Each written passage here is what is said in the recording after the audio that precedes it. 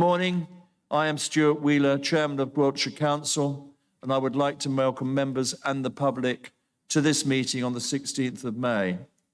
The first item of business before this meeting is the election of a chairman for the year 23-24.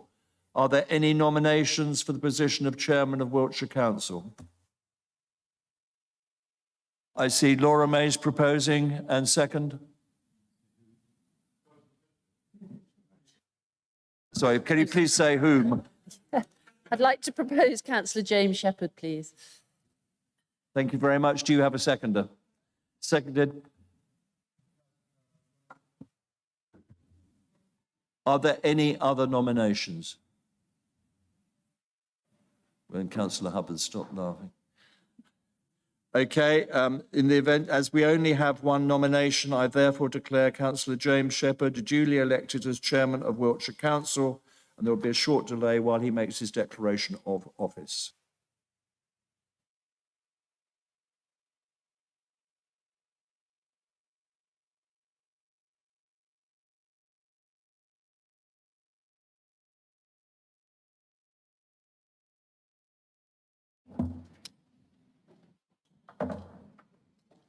I, James Henry Shepherd, having been elected to the office of Chairman of Wiltshire Council, hereby declare that I take that office upon myself and will duly and faithfully fulfil the duties of it according to the best of my judgment and ability.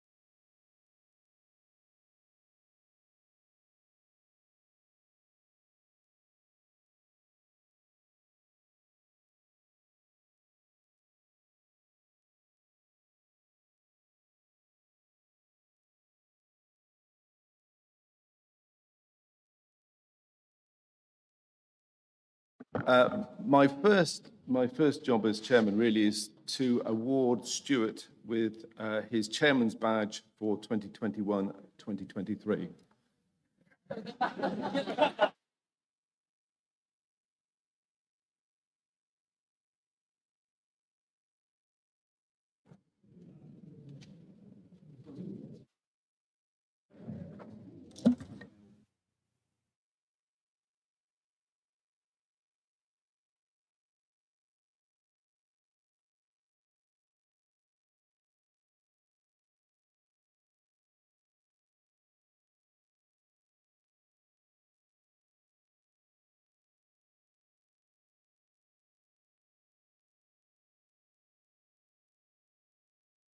Thank you very much. Moving on to item 2, election of vice chairman for 23-24. Are there any nominations for the position of vice chairman of Wiltshire Council? Councillor Ray. I'd like to nominate Councillor Andrew Davis. Thank you. And a seconder, please. Seconded by Councillor Parks. Thank you very much. Do I have any other nominations? Stuart Wheeler. I like the walk.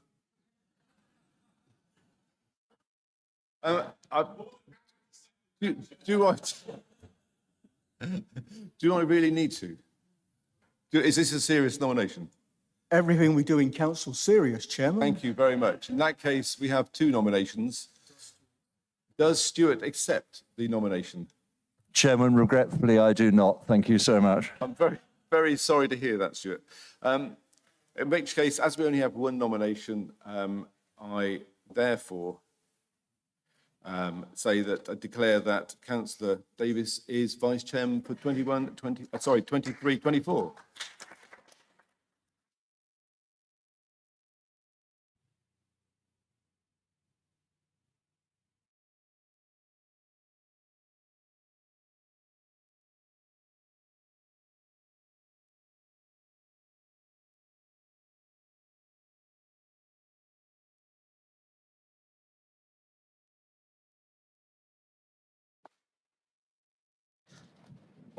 Do I stand for this? Okay. Having been elected to the office of Vice Chairman of Wiltshire Council, I hereby declare that I take that office upon myself and will duly and faithfully and fulfil the duties of it in accordance to the best of my ability and judgment.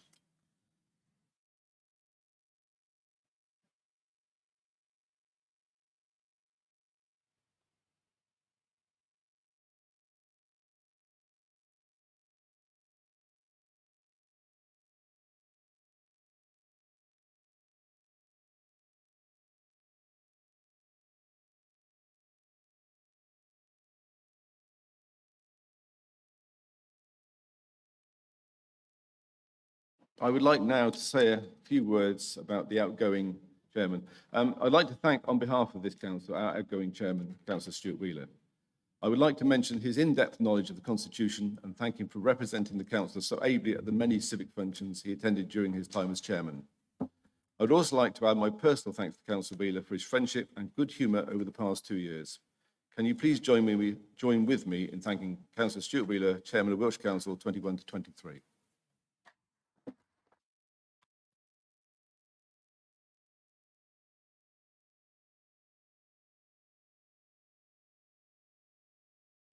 Item 3 on the agenda, apologies. I have received apologies from Councillors Jane Davies, Kevin Daly, Brian Dalton, Matthew Dean, Sarah Gibson, Howard Greenman, George Jeans, Mark McLennan, Kelvin Nash, and Antonia Piazza.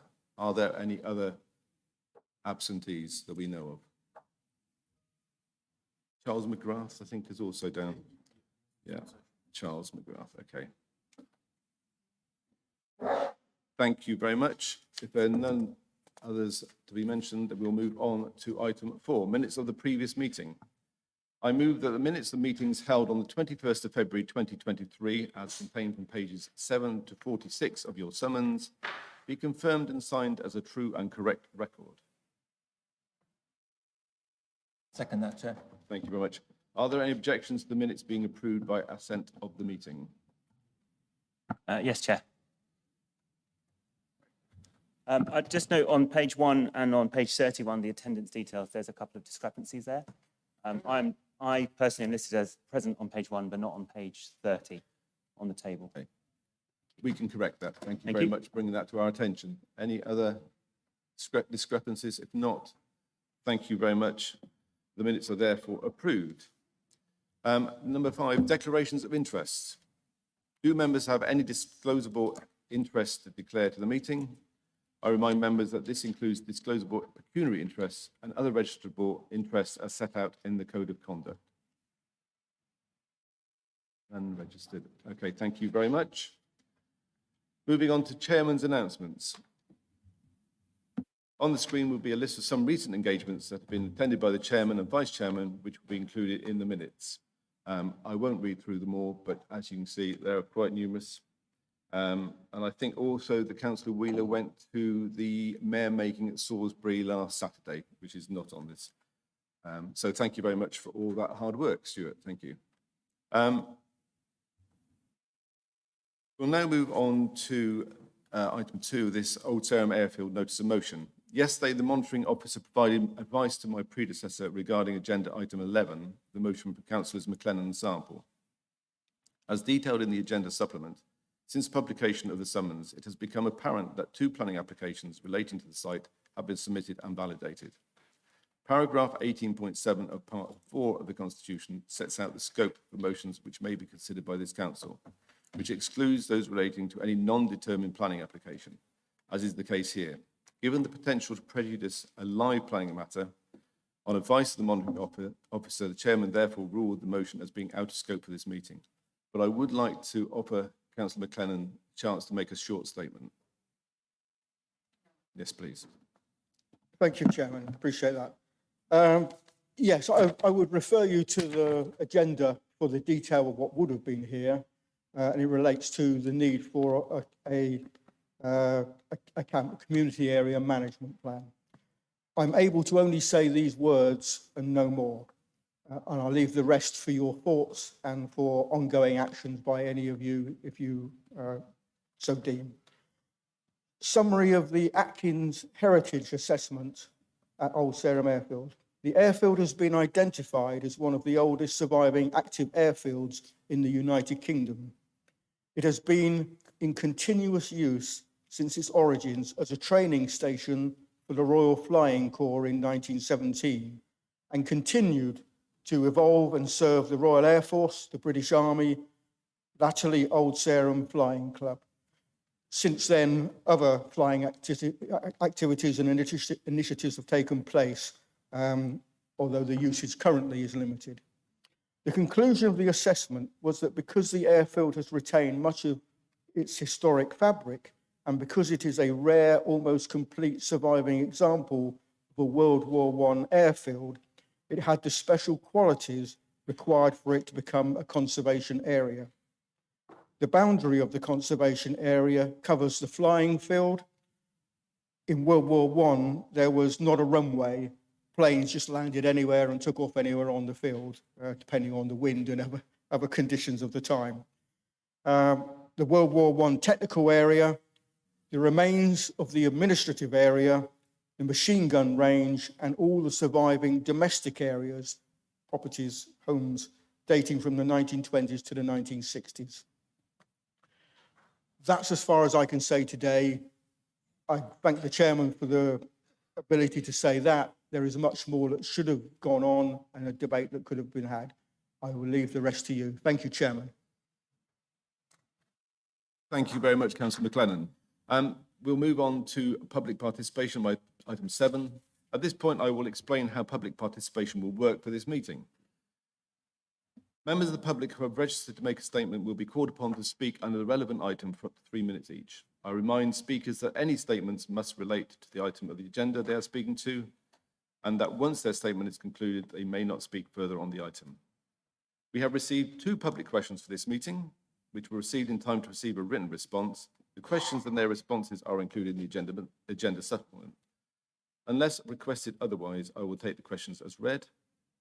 I will ask Celia Beckett from the Hilperton Area Action Group if you have a supplementary. Thank you very much. Yes, I do have a supplementary question. Thank you. If you can say it now, thank you. Yeah. Well, first I'd like to say thank you for responding to our questions. I'm Celia Beckett, the chair of the Hilperton Area Action Group. My question is, how does the Wiltshire Local Planning Review assess where the greenfield allocations may be needed, other than on the basis that landowners have offered large tracts of land? Local people know where sites are not sustainable, but do not feel that they're being listened to or properly consulted. I'll ask Councillor Bottrell to respond. Thank you very much, Ms. Beckett, for your question. But the answer is that this is a very complex process. I would say to you that it's not true that submissions, the whole point of this process is to include various stages of consultation. So we had the Reg 18 consultation. As you know, there'll be a draft plan hopefully produced on 3rd of July, which will then itself be subject to another round of consultation. So if I could just reassure you that actually all local opinions that are expressed are indeed taken into account. In terms of the process, it is evidence-led. Evidence as to what are the best sites, what are the downsides of them, what are the upsides, what is the balance, where does the planning balance lie? Those are all the sort of things that are taken into account. Technical assessments. It's amazingly complex and, you know, not sort of randomly generated, as I think perhaps some people think. This is why it takes so long. You can't just do this in a short period of time. And whilst it's frustrating that the process is so prolonged, I'm afraid that's a necessary aspect of making sure that every technical and planning aspect is looked into in detail. Thank you very much. Thank you. I see you have a second question, P2309, which you've received a written response. Do you have a supplementary for that question as well? I see not. Okay, thank you very much indeed for coming along today. We much appreciate your time. And we move on to petitions. I confirm no petitions have been received for presentation or reporting to the meeting since the last meeting of the council. Item 9, Overview and Scrutiny Annual Report.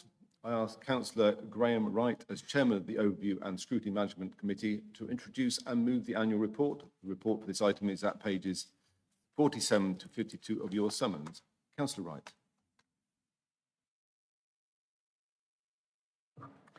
Thank you very much, Chair. I don't propose to go through the whole report because it's there for everybody to read, but I do have some comments that will take about 6 or 7 minutes. This year, Overview and Scrutiny has continued to play a key role in developing council policy and holding decision makers to account, with 73% of decisions taken by the council's cabinet scrutinised and 65% of eligible members taking part in our work.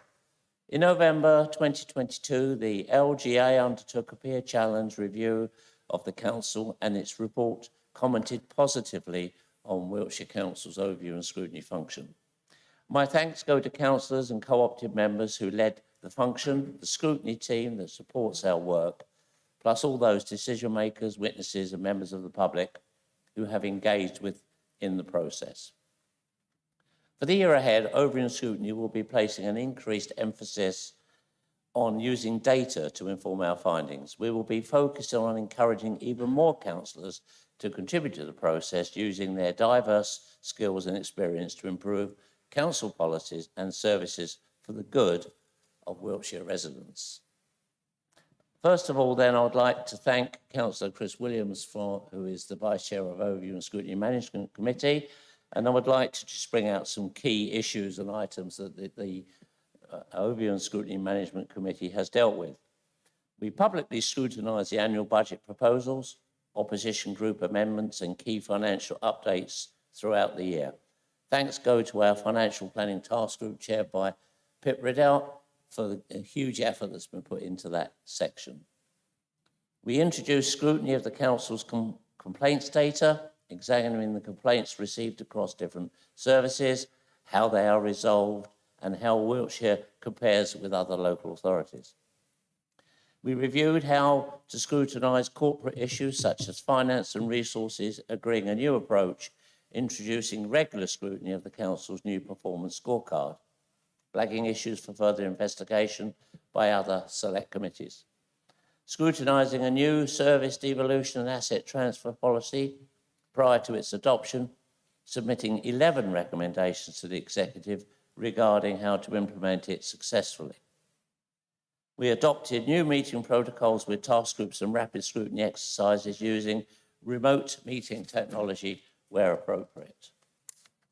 If I could then move on, please, and thank Johnny Kidney, the chair of, and Gordon King, the vice chair of Health Select.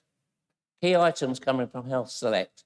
The needs of Wiltshire residents were identified in the Joint Strategic Needs Assessment of 2022, informed the development of the Integrated Care Strategy and Health and Wellbeing Strategy. In line with the health overview and scrutiny principles recommended by the Department for Health and Social Care, the committee have focused on whether service developments and changes bring improved services for Wiltshire residents. Monitored with interest the development of the independent living service to prioritise support at home and away from residential care. Members were reassured that the procurement of care services is developing to better meet individuals' needs. They carried out a rapid scrutiny exercise looking at the availability of the NHS dentistry in Wiltshire, and the committee will continue to scrutinise this service to ensure improved access for residents. Now I'd like to move on to Children's Select and thank the Chairman, Councillor John Hubbard, and the Vice Chair, Councillor Jackie Lay. Key items from Children's Select, and it must be said they always have a huge work programme. They explored options to manage pressures on the high needs schools budget, which is a challenge faced across the country. Further information will now be collected on local authorities who have managed to avoid a financial deficit in this area. They scrutinised why Wiltshire's disadvantaged learners underperform overall compared to the regional and national average. Its 8 recommendations focused on improving outcomes for disadvantaged learners. They considered 3 reports from traded services and focused on ensuring there is robust, relevant and efficient reporting on traded services both to the Council and to the Committee. The task group was determined to support traded services to demonstrate its achievements and potential. I'd like to move on, if I may, now to Environment Select and thank the Chairman, Councillor Jerry Kunkler, and the Vice Chair, Councillor Bob Jones. Key items from the Environment Select. They scrutinised the process of bringing leisure centres under direct council control and will continue to look at the effect upon services and outcomes for service users. Reviewed development of the county's bus service improvement plan, the outcomes of which will continue to be monitored. Considered the effectiveness of the highway service over the last 12 months, looking at road maintenance, drainage and traffic management issues. And lastly, the Climate Emergency Task Group, following publication of its recommendations, formally responded to the Wiltshire Council strategy consultation and commented on early drafts. I would conclude with a couple of general comments, if I may, Chair. Support from officers this year has been outstanding. We have had quality reports, organisation and evidence gathering, so well done publicly to Henry Powell and his team. Looking forward, we want to monitor the significant financial pressures that the Council will be under, scrutinise heavily the Wiltshire Council business plan and implement the peer review recommendations by working even closer in early policy development. Scrutiny's future, we will be continuing to develop robust scrutiny at all levels and encouraging even more councillor involvement. And lastly, hot off the press, for transparency, the reports of all task groups and rapid scrutiny exercises produced over the past year and going forward now appear on a dedicated page on the Council's website. This provides easy access to reports in one location and demonstrates the amount of work undertaken by the ONS function. The executive responses to the reports are also included. A link to the report library can be found on the Overview and Scrutiny webpage. Thank you for your time, Chair. Thank you very much, Councillor Wright, for an excellent report, well presented. So thank you on behalf of Council for doing that. Would any of the Select Committee chairs like to add anything at this time? Councillor Hubbard, Children's Select. Thank you, Chair. Only to echo the thanks to our officer team for the outstanding support during the year, particularly to Marie, our scrutiny officer, but also to thank all those members who have served on our task groups over the last year. Scrutiny is only as good as the members that take part in it. So we're really grateful to those, but we're always keen to see new faces for future task groups. Thank you very much, Councillor Hubbard. Councillor Kidney, Health Select. Thank you, Chair. Nothing to add other than to, again, echo the thanks expressed by Councillors Wright and Hubbard to our officer support team who offer us a huge amount of support. Thank you. Thank you very much. And Councillor Kunkler from Environmental Select. Again, thank you, Chair. Nothing to add, just want to say thanks to my team for supporting the officers' hard work and also to the members that support from all sides of the House, and we have a good working relationship. Thank you all, and thank you all very much for all your hard work as chairman of those committees. I would now move, we note the report. I'd like to second, Chair. There is no public participation, so we'll move on to group leaders. Councillor Kluwer. Yes, thank you, Chair. Very briefly, I think if I start by echoing the thanks particularly to Graham, scrutiny is really important, and the validity of our scrutiny was recognised in the recent peer review that yet again recognised how effective and how good it is. It is really important that we have scrutiny going on, that we as an executive work with scrutiny in areas of policy development where we've got the time and the opportunity to get that extra input and the extra careful, thoughtful analysis to make sure policies are as effective as they can be. So to all of you who are involved, I think scrutiny is working well in the council. I think you Graham, are an example of why it's working well. Your leadership there is really effective. But yeah, thank you all. It gives me the assurance that our decisions are being properly looked at, and we need that. Councils where things go wrong are the ones where we don't get scrutiny, where it's all done behind closed doors and these decisions aren't properly looked at and properly assessed. Councillor Thorne. Yes, thank you, Chair. With your permission, if I may just pay a little bit of a tribute to Councillor Wheeler and thank him for his erudite and thoughtful role as chairman of the council. I think there's an important relationship between the chairman of meetings and indeed opposition councils in terms of getting an opportunity, of course, to play our role critically in these meetings. So I think Councillor Wheeler achieved that in an outstanding way. So Stuart, thank you very much. And again, with your permission, Chair, just to welcome both of you to your respective positions, and I wish you well for the year. And I'm sure you will both be a huge success, and I enjoy working with you across the chamber at these meetings. Let me turn to Graham.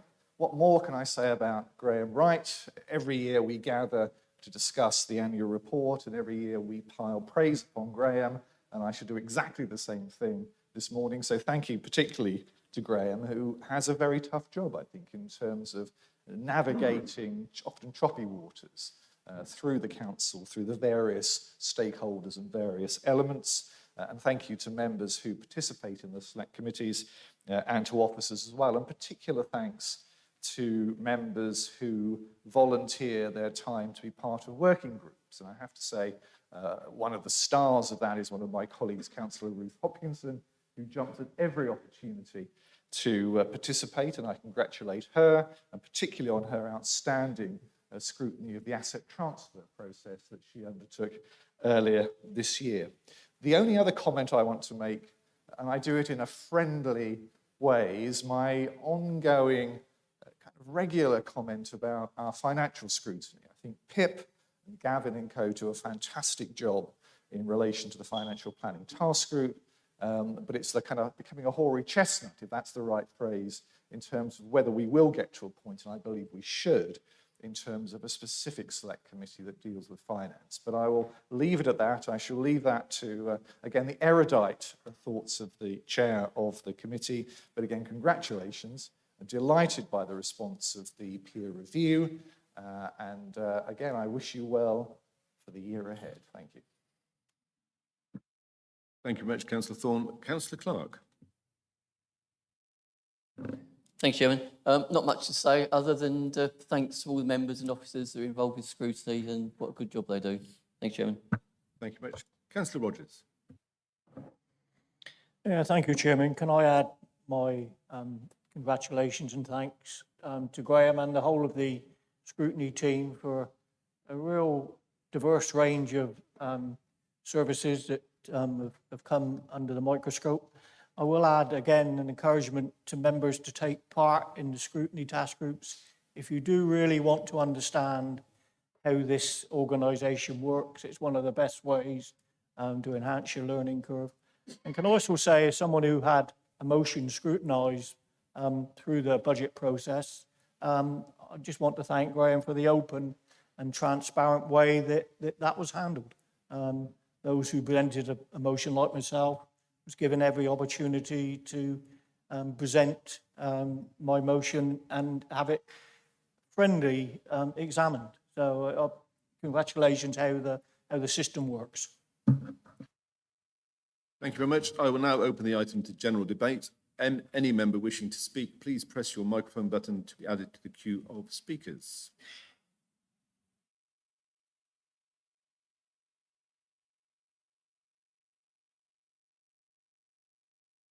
Not seeing anybody on that list.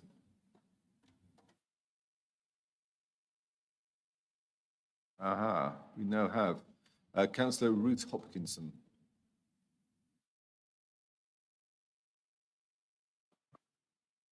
Thank you, Chair. I would reiterate everything that's been said about Graham, but I want to pick up a point that was made about me. And that is, I do actually volunteer for a lot of task groups and rapid scrutinies. And I would really recommend that people do the same, because you learn more about how this council works, and also bits about the council that you had no idea about. And then you can tie that bit of information up with that bit of information with the next bit of information. And in my view, it makes you a better councillor, because you have a more holistic view of what is operating, what the challenges are for the council and the officers and the residents. So again, I would repeat and reiterate, please do volunteer for these opportunities, because some of them are hard work, some of them are complex. Don't always stick with what you know about. I'm on one to do with the Evolve system, and I am the least IT knowledgeable person ever, but I still feel I can contribute. So please think out of your individual boxes and engage as far as possible. Thank you. Thank you very much. I don't have anybody else wishing to speak. So although I move the motion, I will invite Councillor Wright to indicate if he has any final comments before we move to the vote. Thank you, Chair. No, it's just to say that don't forget this is cross-party, all of our scrutiny, and it's really important that whatever political bench you are, that's not an issue. You're welcome to join the scrutiny teams. Thank you. Thank you very much. We'll do this an aye or no. So all those in favour say aye. All those against say no.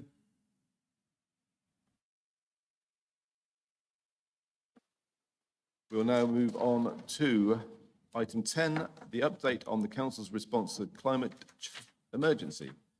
I ask Councillor Nick Holder, Cabinet Member for Environment and Climate Change, to introduce the report and move a motion. The report for this item is at page 53 to 98 of your summons. Councillor Nick Holder. Thank you, Chair. It gives me great pleasure to introduce this report.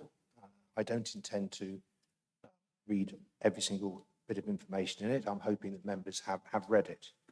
I just wanted to give the context to the report today, and to refer members back to the first paragraph in the executive summary, which says that at our meeting held on the 26th of February 2019, we resolved to acknowledge there is a climate emergency and seek to make the County of Wiltshire carbon neutral by 2030. And that was subsequently committed to by Cabinet. We also committed to provide a 6-monthly update on the actions that we are taking as a council to tackle the climate emergency in Wiltshire. And this is the 7th report that's been prepared, but the first that I have talked to. I just wanted to put some context around the considerations for today. In that the last time we had a rating from the Climate Emergency UK Council, we were ranked the 5th best unitary authority in the UK for our response to climate change. And the rating we received was 81% in terms of on their scorecard. So we have a very high benchmark to be working from and established at. We also are working very closely with an independent organisation, Anthesis, and they have scrutinised some of our work, and they have said we are in a very strong position to meet our carbon neutral commitment by 2030. And just as a snapshot, our greenhouse gas emissions have been reduced by 75% from 2014 to 2015. Unfortunately, we don't have data for 22-23. It's not yet available, but we will be publishing that in the next update that comes to Cabinet and full Council in October. And as we've said on many occasions in full Council, we've been recently subject to a local government association peer review. And they commented in that peer review stating that Wiltshire Council are excelling in work to address climate change. And the quote was, "The council's work to mitigate and adapt to the impacts of climate change is impressive. Many activities that would be considered exceptional in other organisations being seen very much as the day job. The climate strategy," and it's interesting it refers to here the comments that Councillor Wright made, "was informed by Scrutiny Task and Finish Group and has good levels of corporate ownership." And that clearly demonstrates from an external review all the things we've been talking about today in terms of our scrutiny that takes place in this council. So it's good also to put that on record. That's been recognised by the peer review. The report has already been taken to Cabinet. The report has already been taken to the Climate Emergency Task Group. And I thank the input from the Climate Emergency Task Group, which has had some impact upon how the report is presented today. We have put a summary, the highlights of the detail on the executive summary. And we've also, within the detail of the report, we've broken it down by what we call delivery themes. And if you've read the report, you will see there are 7 or 8 delivery themes under which the detail of what we're doing is highlighted. I just want to talk about some of the highlights. I don't intend to, as I say, go through the whole report. And I think before I do that, I just want to put into context the fantastic work that our officers do on this issue, led by Sarah Valdis as the director, specifically by Ariane and her team, and they very much punch above their weight. They are currently a team of 6. They do a lot of activities that are cross-cutting across other departments within the council, and we are particularly grateful for the support that we've had from the housing team and the highways team in terms of embracing carbon neutral approaches to procuring new contracts. Lots of the retrofitting that's taking place in our housing stock. That's a very good example of the cross-cutting exercises that we're doing. And on that point, if you read the detail, you will see that we have most recently successfully secured from central government at least £3.6 million to help with the home upgrade programme phase 2, which will increase energy efficiency and reduce carbon footprint of over 200 Wiltshire homes. When you look at the detail of that award from central government, that actually could be increased to £7.2 million, depending upon, once we get into the detail, what actually needs to happen. And we should be paying tribute to our officers who are, as I said, punching above their weight on a regular basis to get funding from central government. And that level of success that they've had has meant that we have been able to put into the headcount, at no additional revenue cost, 3 extra members of staff to help us deliver more climate change focused activity. And I was very pleased to meet one of the new members of staff yesterday, who I bumped into on the way over to Marks and Spencer to get my lunch. He was going off to the park in Trowbridge, to the cafe there, and sit outside in the sun. I unfortunately had to go to Marks and Spencer's and come back into County Hall. So I think he got the better deal yesterday for his lunch. And what's interesting around that is, as I mentioned, the extra headcount that we've had, is that I think this is quite unusual that an organisation went out to recruit 3 posts, and in their first round of interviews, they filled every single post. I think that says something about the quality of our staff we've currently got, the level of commitment that this council has towards tackling climate change, and the fact that Wiltshire Council is a place where people want to come and work because they see we are serious about tackling this challenge. A few other things I want to talk about in the report. There are a series of appendices in there. I would ask members to refer to Appendix 3 and specifically, because that might push back some of the questions about the electric charging batteries that are going out. We announced yesterday that we've got 70 going out across the county. Most of that installation will be complete by the summer. I do actually recognise that there has been some delay in getting some kit out there that works, but I am assured and reassured that baked into the proposal, the reliability has been picked up, And I'd like to thank Councillor Tamara Ray, the portfolio holder for climate change, who has been working very closely with the climate team to make sure that we've actually got an installation that's going to be reliable and robust and do what we need to do.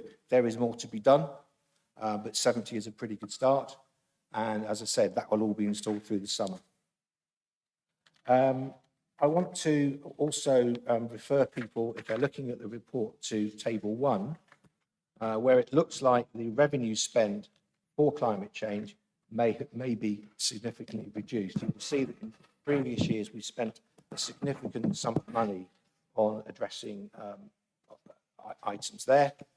The reason that that shows a significant reduction from previous years is because that was to do with the refitting and retrofitting of our streetlights, and that programme had come to an end. So I wanted to assure members that there isn't a rowing back on commitment, that the finances for that project was in place, it's nearly completed, and therefore once it's completed, that level of revenue spend doesn't need to be committed going forward.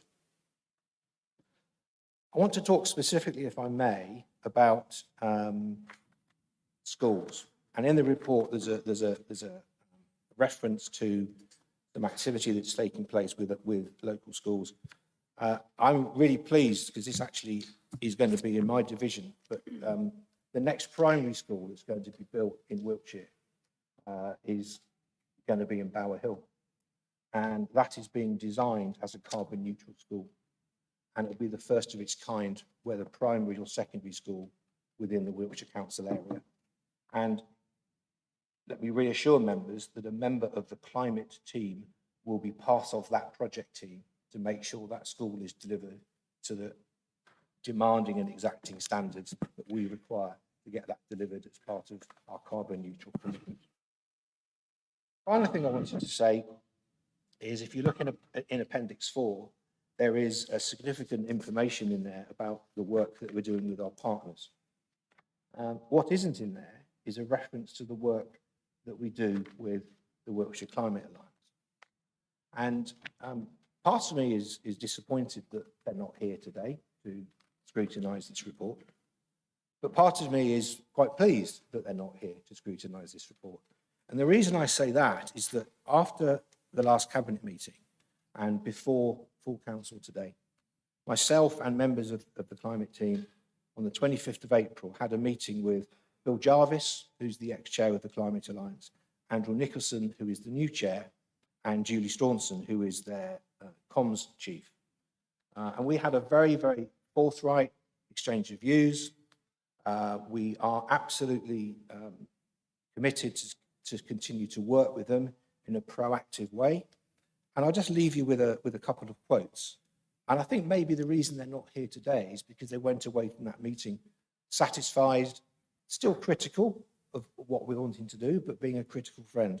A couple of takes out from me, from Bill Jarvis. He said specifically, we want to help. We want to be your critical friend. And Andrew Nicholson, the chair, said, what you're telling us today is music to our ears. And I'd like to end, if I may, Chair. I would like you to end then, but unfortunately, before I ask this cabinet member to second, I'd like you to formally move your proposal. Thank you, Chair. I would like to read the proposal here. The council notes the actions taken in response to the climate emergency following the last update in October 2022. Thank you very much. Can I ask the cabinet member to second? Councillor Cluer, thank you very much indeed.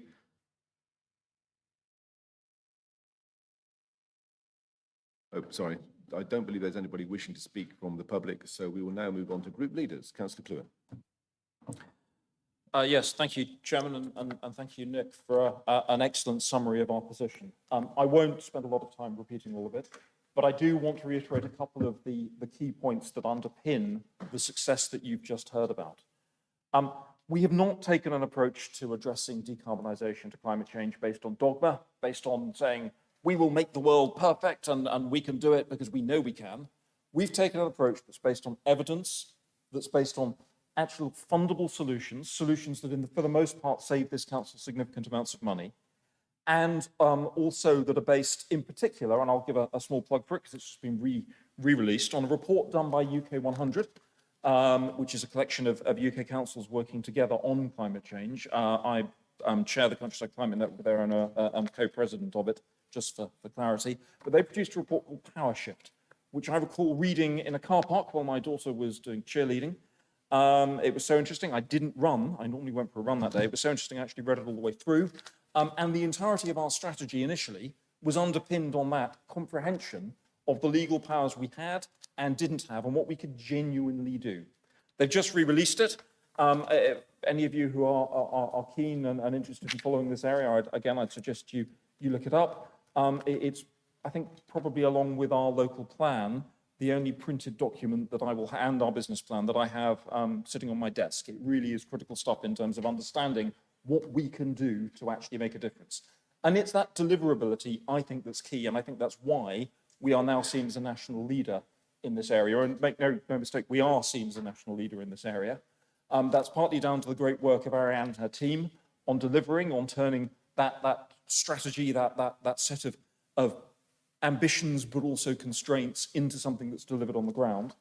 And I'm regularly now approached by leaders or cabinet members on other councils wanting to understand what we did and how they can learn from it. So we really are getting national traction there, which is great. I think it's also great to see what we're achieving inside Wiltshire on this. When we first addressed the Public Service Board, I can recall Ariane's first presentation to them, they were all sort of looking a bit sheepish around the room going, gosh, Wiltshire Council's doing something here. We don't really know what we are. The last set of presentations we had, they're certainly catching up. Even the Army is really focused on decarbonisation. So I think it's really good to see how not just Wiltshire Council, but the public sector partners that we work with are taking this on board and learning from our experience, taking the advice that we can provide them to make further headway. So that's great as well. I'm not sure there's a great deal more to say here. This is going in the right direction. It is a long and bumpy road. There are going to be some critical elements. We will be seeing with the local plan, it will doubtless be a hot topic, how to achieve decarbonisation in that. We will be seeing policies coming soon. Government still has a long way to go, and we will continue to lobby and work with government whenever we can. I was speaking to a reception in Parliament on this last month to make sure that all MPs and that all parties understand the pressures that councils face and what they can do to help us deliver on the ground, because this will only be achieved by councils and the public delivering on the ground. So thank you for all the work that you're doing, Ariane. Thank you, Nick, for picking up the baton and running with it. It's rather difficult for me to let this one go, but doing a great job. Thank you. Councillor Thorne. Yes, thank you, Chair. Can I begin by thanking Nick for his report, which I thought was substantial and very credible. Can I thank Ariane and her team for all that you're doing? Because bluntly, most of this wouldn't happen, I say with all due respect to my colleagues, without you and your colleagues helping to make this happen. And particular thanks to members of the working group, the Climate Alliance, or the Climate Working Group. Just to pick up on 2 points that one was made by Nick and in fact one was made by Richard. One is in terms of the Wiltshire Climate Alliance. I'm delighted that there is a entente cordiale, perhaps. There is a degree of engagement and involvement, which possibly wasn't the case previously. And I think that the expertise and enthusiasm of that group, and indeed other groups, do need to be bound into the kind of work that we're doing in order to get the very best outcome. And just touching on something that Richard said in terms of the local plan, it seems to me that almost the litmus test of this council's commitment to the climate emergency, and we're talking only about 7 years away in terms of course 2030. So for me, the litmus test of this council's commitment to the climate emergency will be in the local plan. And I saw, I hesitate to say our good friends Persimmon, but many of us will be very aware of Persimmon in our communities. I've seen their carbon neutral home up at Malmesbury. I see today that Taylor Wimpey have announced their trial house. And I'm hoping that we're getting closer and closer to being in a position to insist that house builders are delivering with, I don't know, with air source heating, with PV and so forth, and the nature of the insulation houses that are genuinely carbon neutral. So I think that that is absolutely key. And I wait with bated breath to see the draft local plan and the various other elements, of course, that go with it. Two other things I want to say. One is that, as I say, we're 7 years away from our target of a county. And I remember the heady days, some of us do, from 2019. This is about a climate emergency and a response across the whole county, not just, but importantly, but not just Wiltshire Council. And therefore, I would certainly welcome a sense of where we are over the course of the next 7 years. I think the list of highlights are very impressive, but I'm not sure they go far enough. And part of my job is to say they don't go far enough, frankly. And I think there are issues around the urgency that we need to apply. And it may well be all local authorities in terms of references to how well we're doing need to be applied much more broadly. But two specific points. One is how we engage the general public. I think Wiltshire has a unique role in terms of engaging the general public as well as delivering successfully as an organisation ourselves. I read, of course, we all did with great interest, Richard's letter that came with the council tax bill. And I wonder if there are other opportunities to engage the general public more widely. I always watch with great excitement every tweet that comes out of Wiltshire Council. There must be somebody sitting in an office 24 hours a day tweeting on behalf of this council, because the volume of tweets is extraordinarily impressive from a communications point of view, but very few of them relate to the climate emergency. So I think there are things that we could do in terms of our own quite impressive comms. I'm always impressed by the comms of this council to further generate activity and messaging and engagement with our communities. We had a fantastic, I'm looking at my good friend, my favourite cabinet member, that'll please him this morning, Councillor Ashley O'Neill. We had a fantastic highways and roads kind of public meeting in Caen last night with fantastic turnout. And I think that kind of roadshow has been devised as possibly, and it's been elsewhere. Richard Kluwer, quite rightly so, is visiting all of our communities. I'm sure he'll get to Caen at some point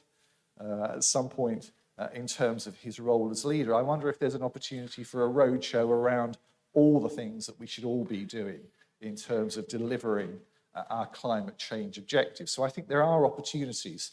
And frankly, if we don't engage the public, and I suspect Wiltshire Council is the best placed organisation to do so, then I'm not sure who else will do that particular job. And then my second point is about partnerships. And there is some substantive evidence in the documentation. But again, I think there's more to be done. There's always more to be done. It's not a criticism of Nick or anybody else. But I think in terms of how we generate more activity, create more value, and ensure that the whole is greater than the sum of the parts, so to speak, the partnership opportunities, I think, are absolutely critical as well. So I welcome the report. I do more than note it, I do welcome it. We're very supportive of it. I think there are more opportunities, but I'm just very aware of the 7 years that we're now setting ourselves a target and how we can achieve those objectives, not just for ourselves, but for the county over the course of the 7 years. Thank you, Chair. Thank you very much, Councillor Thorne. Councillor Ernie Clark. Thank you very much, Councillor Rogers. Yeah, thank you, Chairman. You've got to welcome this report, haven't you? It's positive news, moving in the right direction. Maybe not as fast as we all want, but it is positive. I will be looking at interest on the new charging points. I hope, they're going to be maintained vigorously and we don't see suddenly not in use appearing on a number of them, which we have in the past. Can I also thank Ariana and her team for personally putting me in contact with an energy company to try and get solar panels on my local sports club.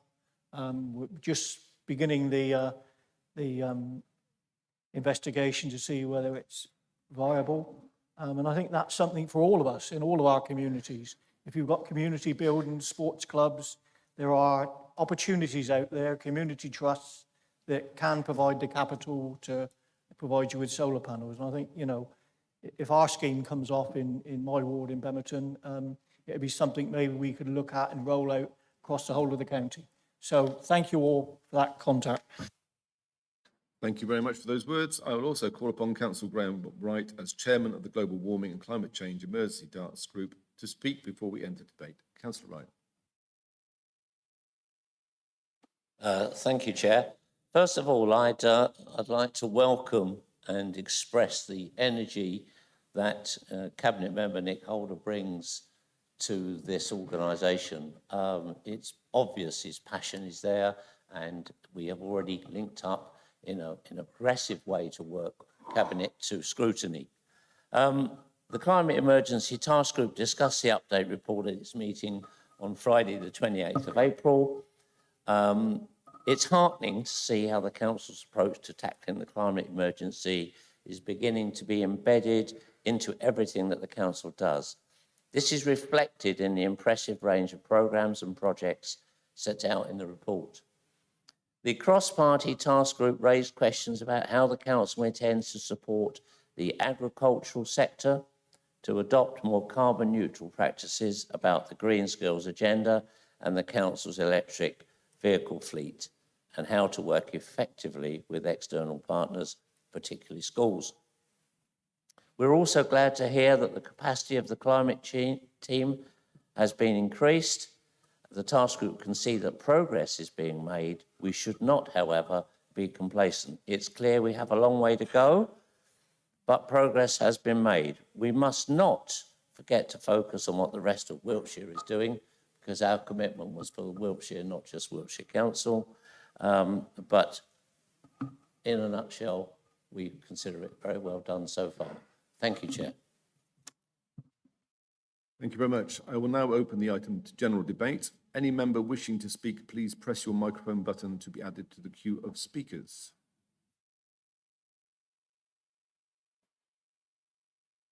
Now ask Councillor Matthew to speak. Thank you very much indeed, Chair. While this report is a report of what's been done over the last year, I've said in the Climate Emergency Task Group that I believe there is need for more ambition going forward.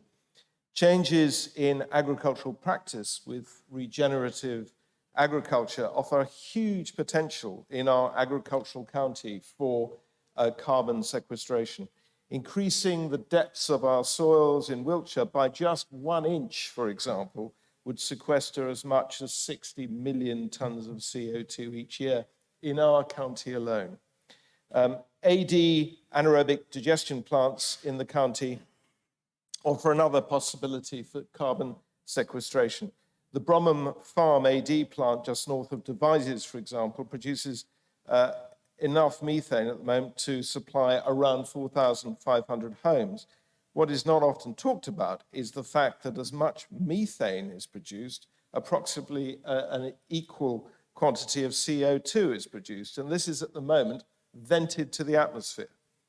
In this case, around 4,500 tonnes. The farm in question would like to channel the CO2 they produce into greenhouses, where it could both boost market garden and vegetable production, essential for food security, and at the same time see CO2 sequestered into the produce. It's a win-win that is currently stymied by short-sighted planning rules, which we can and should change in our revisions to the local plan. Methane, of course, can also be used in our heavy vehicles going forward, for example, for waste collection, as is being done currently in Cornwall. So there's much more to do. Thank you. Thank you very much. I now call upon Councillor Jacob. Mel Jacob. Sorry, microphones. Thank you, Chair. I think I welcome the report, and I think it was fantastic to read the range of projects in all the different areas that are happening, and that's fantastic. And I'm sure they're having a huge impact for the people taking part in those projects. And as Richard said, there's lots of evidence being built up that can be shared, and it sounds like people all around the country are looking to share that evidence. But using your race analogy, You know, I could take part in a race today and I could win that race, but it doesn't mean I'm the fastest or the best runner in the world, you know, in the country or the county. And what I feel concerned, we're getting all this positive feedback, but that doesn't mean that we're doing the best that we can. Those projects are working brilliantly, but what I would like to understand is how we're going to scale that up. How are we going to make sure that the learning from those small projects that might affect 75 people here, you know, 50 people here, are going to be shared across the county so that all residents in Wiltshire are going to benefit from those projects. And a good example, one of the ones mentioned in the report, which I encountered by accident the other day, was the paint recycling. I went to my local recycling centre to recycle something and happened to see this lovely yellow cabinet with share your paint, bring your leftover paint. And I shared it on my Facebook page, and hundreds of people came back saying, I didn't know anything about that. That's something that's been going on in Trowbridge for a long time, but people weren't aware of it. So while I really think the projects that are going on are fantastic, how are we going to scale up? How are we going to share that evidence that you were talking about and really make sure that all of the residents in Wiltshire are moving forward? And lots of people have mentioned it needs to be about more than Wiltshire Council, and it also needs to be more than the people in those small projects. It needs to be about all of our residents if we're going to make that change for 2030. Thank you very much. I now call upon Councillor Gordon King. Thank you, Mr. Chairman, and congratulations on your appointment. Like other speakers before me, I'd like to say well done for the report before us. I enjoyed reading it, and I particularly enjoy the forward view that is expressed within. However, I do caution a little bit that in our race forward, we should not forget some of the things that are already taking place, in which we have significant control and influence. And I mentioned to that is the performance of the MBT plant at Westbury, which is operated by Hills Waste Limited. In the 2007 paper written by DEFRA, on which these plants were first thing, that a number of benefits were outlined, and chief amongst those that list were two things which were particularly important to this emergency. First of all, MBT plants were an opportunity for local waste authorities to increase through the sorting of waste at these plants, to increase the return of recycling back to into the local waste figures, and secondly, to reduce the number eventually of the vehicles within their own fleet. I asked for data from our waste authority about the performance of the thing, and I won't bore you with the big numbers, but I will tell you that of all the materials extracted for recycling, equivalent to just 100 tonnes annually, or if you like, 10 tonnes a month, which is so negligible, it's almost meaningless. So here is a facility for which its objectives were that it should return and improve recycling rates for the local waste authority, and secondly, reduce vehicular movements, seems to be failing on both counts. And could I suggest that the Cabinet Member for Waste and or the climate change emergency take a very long look at the processes to do with waste, of which we have great influence and control, to make sure that they are contributing to this emergency in the way that other things that we aspire to will do eventually, I am sure. Thank you. Councillor Wallace. Thank you, Chair, and thank you to officers for the report. And it was a delight to see this report as part of the Climate Emergency Task Group, and to be able to make some recommendations along with the rest of the group. as to the areas that we didn't think that we as a council shout about enough and the great work that's in there. I'd like to speak about the EV charging points in particular, because 2 years ago when I was standing for election for the first time, I was lobbied by our residents in Devizes North about the only charging points in Devizes, which at that point had been broken for a year. And I rather rashly stated that if elected, I would do something about it. And then I was elected and found out it's not quite that easy. So I'm delighted that 2 years later, we're not only having those points replaced, we're actually having them upgraded to rapid charging points. And going on from that as well, we are working in partnership with the Town Council and using the funds available through the parish grant to install 8 more points around the town. And I personally think that this is exactly what we should be doing, is working in partnership, because it's only by working together like that that we will be able to tackle the climate emergency. So I'm really pleased that we're seeing this across Wiltshire and hope that we continue to do so. Thank you. Councillor Viger. Thank you, Chair, and thank you to the report, and thank you to Ariane and the team for all the great work that they do. I just wanted to follow up on what Councillor Cluer said about starting from a realistic point of view on this one, with a couple of specific suggestions for areas where we might go a bit further. Just to look at being realistic from a different context, Britain's emissions are a 30th of China's. Our emissions are a 10th of China's emissions from coal alone. So one could make an argument to say, why are we bothering with this? Our emissions are negligible in this country. And I think there are 3 answers that make it realistic for us to do something. One is we should play our part in reducing the emissions that we do have. 2, we should set an example by going even further than other countries. And 3, we should take advantage of the competitive opportunities afforded by the energy transition. So those are the reasons for taking action. And what does that mean in Wiltshire? There are a couple of things I would pick out. One is, if we're talking about the local plan, and we hear that there's been some hard yards in the local plan and discussions behind the scene about, I guess, low carbon housing. Other councils have mandated zero carbon standards for new housing, and I would like to just understand what the debate is that's going on behind the scenes here. Is there a strong reason why we would not do that, unlike other councils like Cornwall and Baines and so forth? If it's that we're worried that developers won't come to Wiltshire if they have to adopt zero carbon housing, that's a perfectly valid argument, and I think we should hear that argument and talk it through. But just to be continually told that we're thinking about this and something might happen and we're not sure what we're going to do yet, it's still a matter for discussion, you know, is not really opening up the debate on that subject, and I'd like to hear it opened up. By the way, I think we're doing a great job on retrofitting, and the team are doing a great job on that, and it's good to see some actual low-carbon houses like the ones that are going up in Studley Green, Trowbridge at the moment. So to prove it can happen, and to prove that developers, you know, in many cases want to do it off their own bat.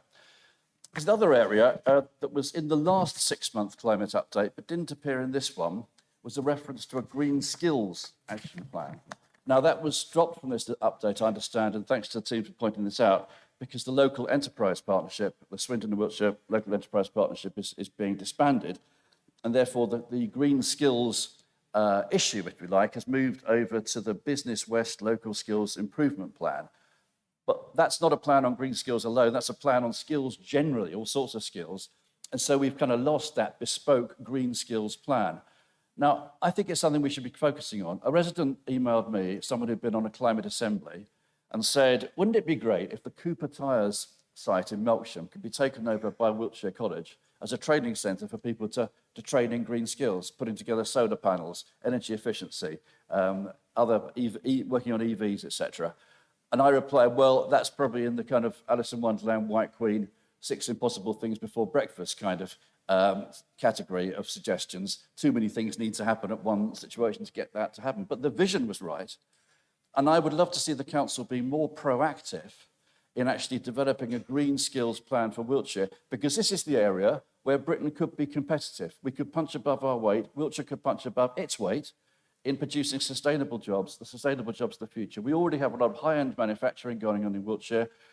Wiltshire College have an EV specialist unit. We could do an audit of what is there already in the different vocational education institutions We could do an audit of what's there in business, and we could then make a plan, a strategic plan for Wiltshire to be a leader in green skills. I'd like to see that happen. I think that'd be a great thing to add to our plan. Thank you. Thank you very much. Councillor Alford. Hang on. It's okay. There we go. Okay, thanks. Yeah, I just wanted to say thanks to Councillor Holden, because of course he raised one of the big issues, and that is around the retrofit of the council housing stock. I mean, that retrofit to an EPC B standard goes far and above that of all the other local housing associations which go into the national requirement of a C. So we are going above and beyond, and it's right to say we're leading the way in that respect. And it's pleasing to hear many of my colleagues over here, Councillor Thorne and his team, saying how great that work is. It was just a shame they weren't prepared to support that last February when it came to voting on the increase in rents that were necessary to ensure that we got that investment in place and to make that sustainable. But it's reassuring to know that we've got a big group of councillors here who are prepared to do what needs to be done to make this happen. Thank you very much. And lastly, we have Trevor Corbyn, Councillor Corbyn. Thanks, Chair. Yeah, I just had a specific question, actually. I'm looking at the bottom of page 55 of the report, where it talks about the Devizes station. And there's a bit of a contrast between what we have here in the report and what we have in a report from the West Wiltshire Rail Users Group. They said that the Network Rail report said the scheme for the new station at Devizes Lideway would not be financially or operationally viable. So they seem to think that it's hit the buffers, really. Whereas our report seems to think that it might still be trickling along somehow, although if you read between the lines, it does seem to have been kicked into the sort of very long grass. So I wonder if the Cabinet member could perhaps clarify where we are with that. Is it going anywhere or is it dead? Thank you. I knew it was fatal to say lastly. Councillor Botterill.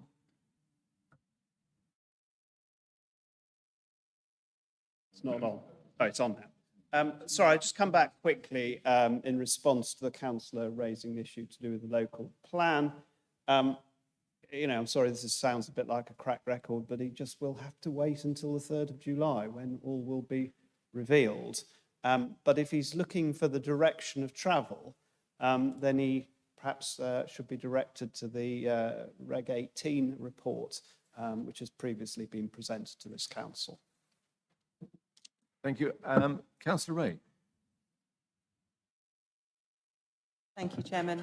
I'd like to thank colleagues across the chamber for their contributions today and also for all of the work that's gone on with the Climate Emergency Task Group. That scrutiny process and challenge process is extremely valuable in helping us on this journey. I'd also like to highlight that, you know, clearly in terms of our ambition for the county to be carbon neutral by 2030, you know, we can't achieve that on our own as councillors sitting in this chamber. We need to work across the county with residents and with other organisations. And just to pick up on some of Councillor Jacobs' points, you know, there's a huge amount of work going on at area boards, as you may have seen in Appendix 2.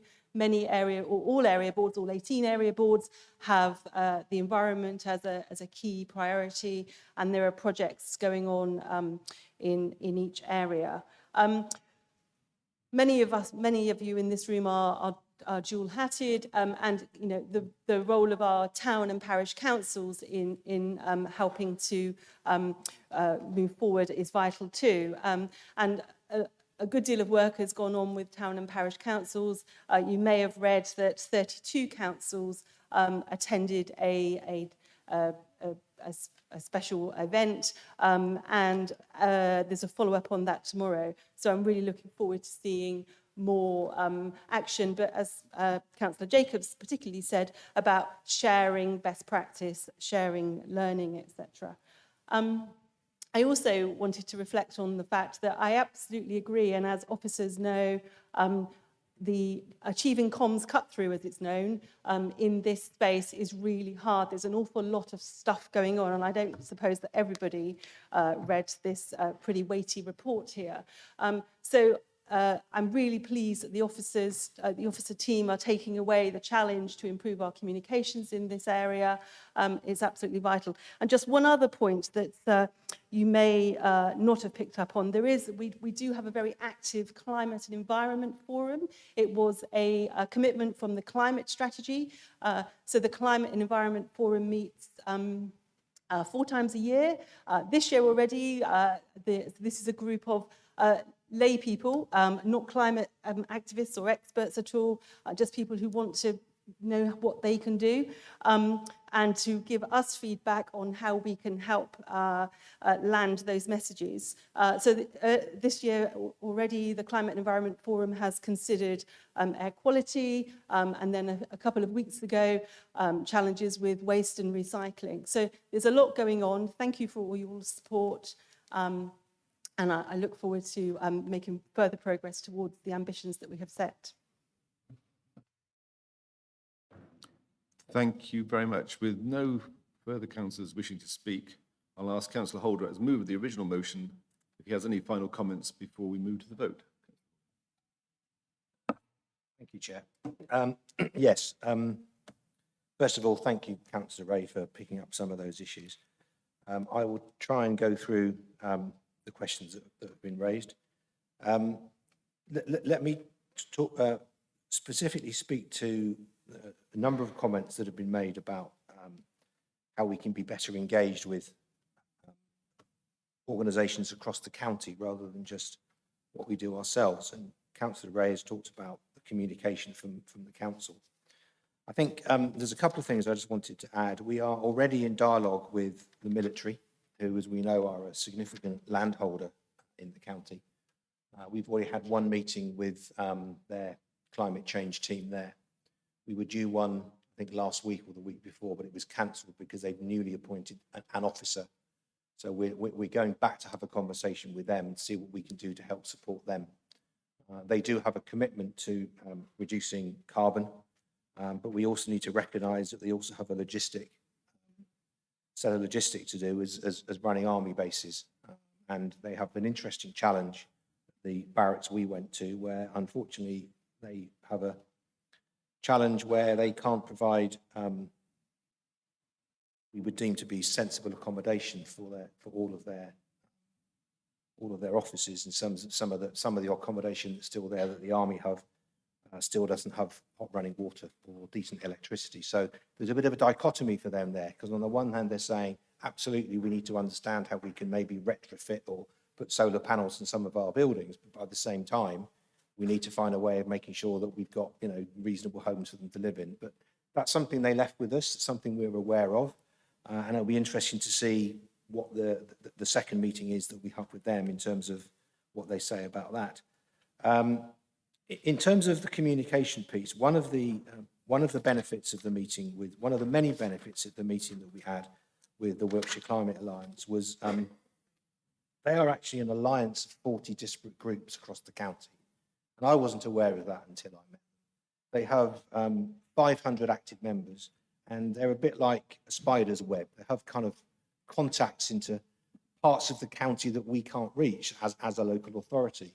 So one of the things that we took away from that meeting, working with their comms person, is how we can dovetail our council comms into the Wiltshire Council Alliance comms to make sure that we are hitting as many bases as possible. And as Councillor Ray alluded to, we're working with officers to work out how we can be more effective with that communication. I think it's a point well made, is that, you know, we need to be better at communicating. On that point, in terms of communicating with our residents, and I'd like to talk specifically to Councillor Jacobs' comment about the paint recycling, because I have a personal, slightly tongue-in-cheek point to make here. When I was first appointed to this role, you may remember that we also introduced the reinforcement of the recycling campaign in terms of what can and can't go in our blue bins. And I'd like to come back to respond to Councillor King's point about what's going on at Westbury. So I got a call and got asked to go to the household recycling centre at Bower Hill, fortunately just down the road from where I live, so it wasn't too bad to get there at 6 o'clock in the morning when they opened the facility. I was interviewed by Radio Wiltshire at that meeting, and they specifically talked about paint recycling. And it was something that we spent probably more time talking about than we needed to. And I think what then has happened, so it's a point well made. I don't think many of our residents knew about it. However, as part of the overall Directorate communication plan that's going out, it's due to go out in the next few weeks, there will be a comprehensive piece of literature going out to those people for whom we don't have email addresses. And for those who we do have email addresses, we'll be reinforcing all of the new things that we've done, one of which is the paint recycling. And as an aside, one of the things that's happened in the area I represent is lots of our volunteering organisations who have infrastructure to maintain, who have village halls to paint, etc., are actually now using that paint recycling facility to decorate, a few walls and doors without having to go out to buy paint, fresh paint, as it were. So that's a great example of where we can do more to recycle stuff. So we are aware of the communication. I do think you were a bit disingenuous, if I may say, Councillor Jacobs, when you said we need to do some big projects. I'm not convinced the retrofitting of homes across Wiltshire is a small project.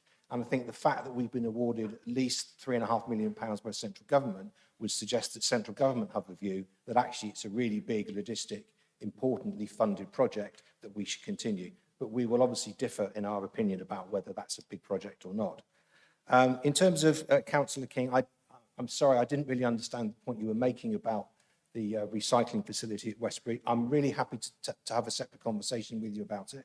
What I will say in response to that specific point, and also in terms of what we're doing as a local authority, the Recycle for Wiltshire campaign that we introduced a few months ago, where we reinforced what can and can't go in the blue bins, was designed to increase the amount of material that can go through the mixed recycling facilities that we have.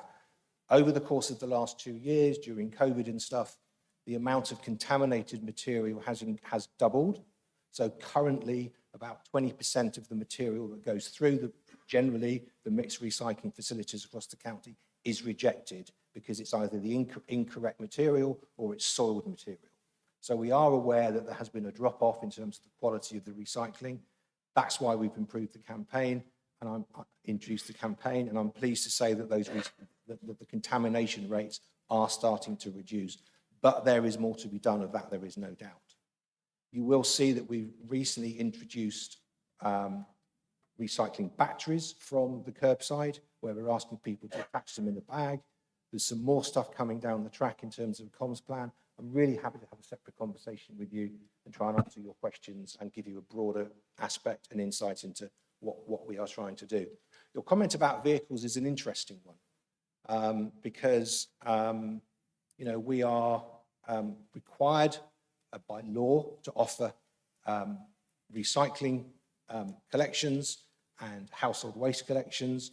And as we know, as the number of households in the county increases, it puts additional pressure on our collection company to deliver that commitment, and that inevitably might require more vehicles to go on the road. However, we have an opportunity to ensure that any new vehicles go on the road are carbon neutral.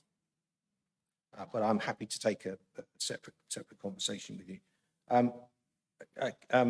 Councillor Matthew, you talked very eloquently at the Climate Emergency Task Group about your interest in agriculture. I absolutely understand those points. I just wanted to remind you that we have a thesis meeting scheduled for next week, where we're going to be talking about offsetting, and it may well be that that information is picked up as part of that. It hasn't been forgotten, but I just want to reiterate that the two biggest emitters of carbon come from energy and come from transport. And until we've cracked those two big challenges, I'm not saying we're not going to look at agriculture, but that needs to stay our prime focus, because if we are serious on reducing our carbon emissions as a local authority, they're the two areas that we need to deal with.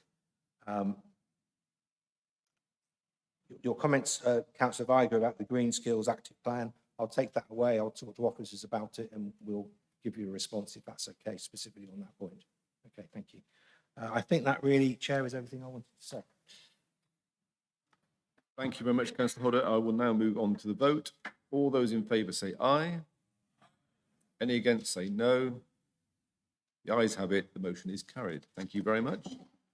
Moving on to item 11, which is the notice of motion number 2023-01, Old Sarum Airfield. As I noted under announcements, it has been determined this motion is no longer within scope of the Constitution for consideration by this meeting. So we will move on to item 12, which are the proposed changes to the Constitution. Ask Councillor Ashley O'Neill, Cabinet Member with responsibility for governance, to introduce the report and move a motion. Report for this item is at page 101 to 368 of your summons. Councillor O'Neill. Something that I did. Should we lock the doors? Thank you, Mr. Chairman. Can I just take this opportunity to congratulate you on your election as chairman of this council, and also to thank Councillor Stuart Wheeler for his term as our former chairman, for his humour and his good grace. I have the great opportunity to work with Councillor Wheeler on a number of different areas, and very much appreciate the good humour that you bring to the room. So thank you for your chairmanship. I'd like to move the proposals set out in our agenda pack on page 95, if I can, Mr. Chairman, on updating parts 1 to 4 of the Constitution. But I am also going to move with an amendment, if I can, please, with additional proposals on substitution arrangements relating to planning committees and officer appointments. And I will talk to that a bit later on as I go through the detail of this agenda item. But that amendment, that proposal, is up on the screen in front of you for you to see there. And do I have a seconder? Thank you very much, Councillor Owen.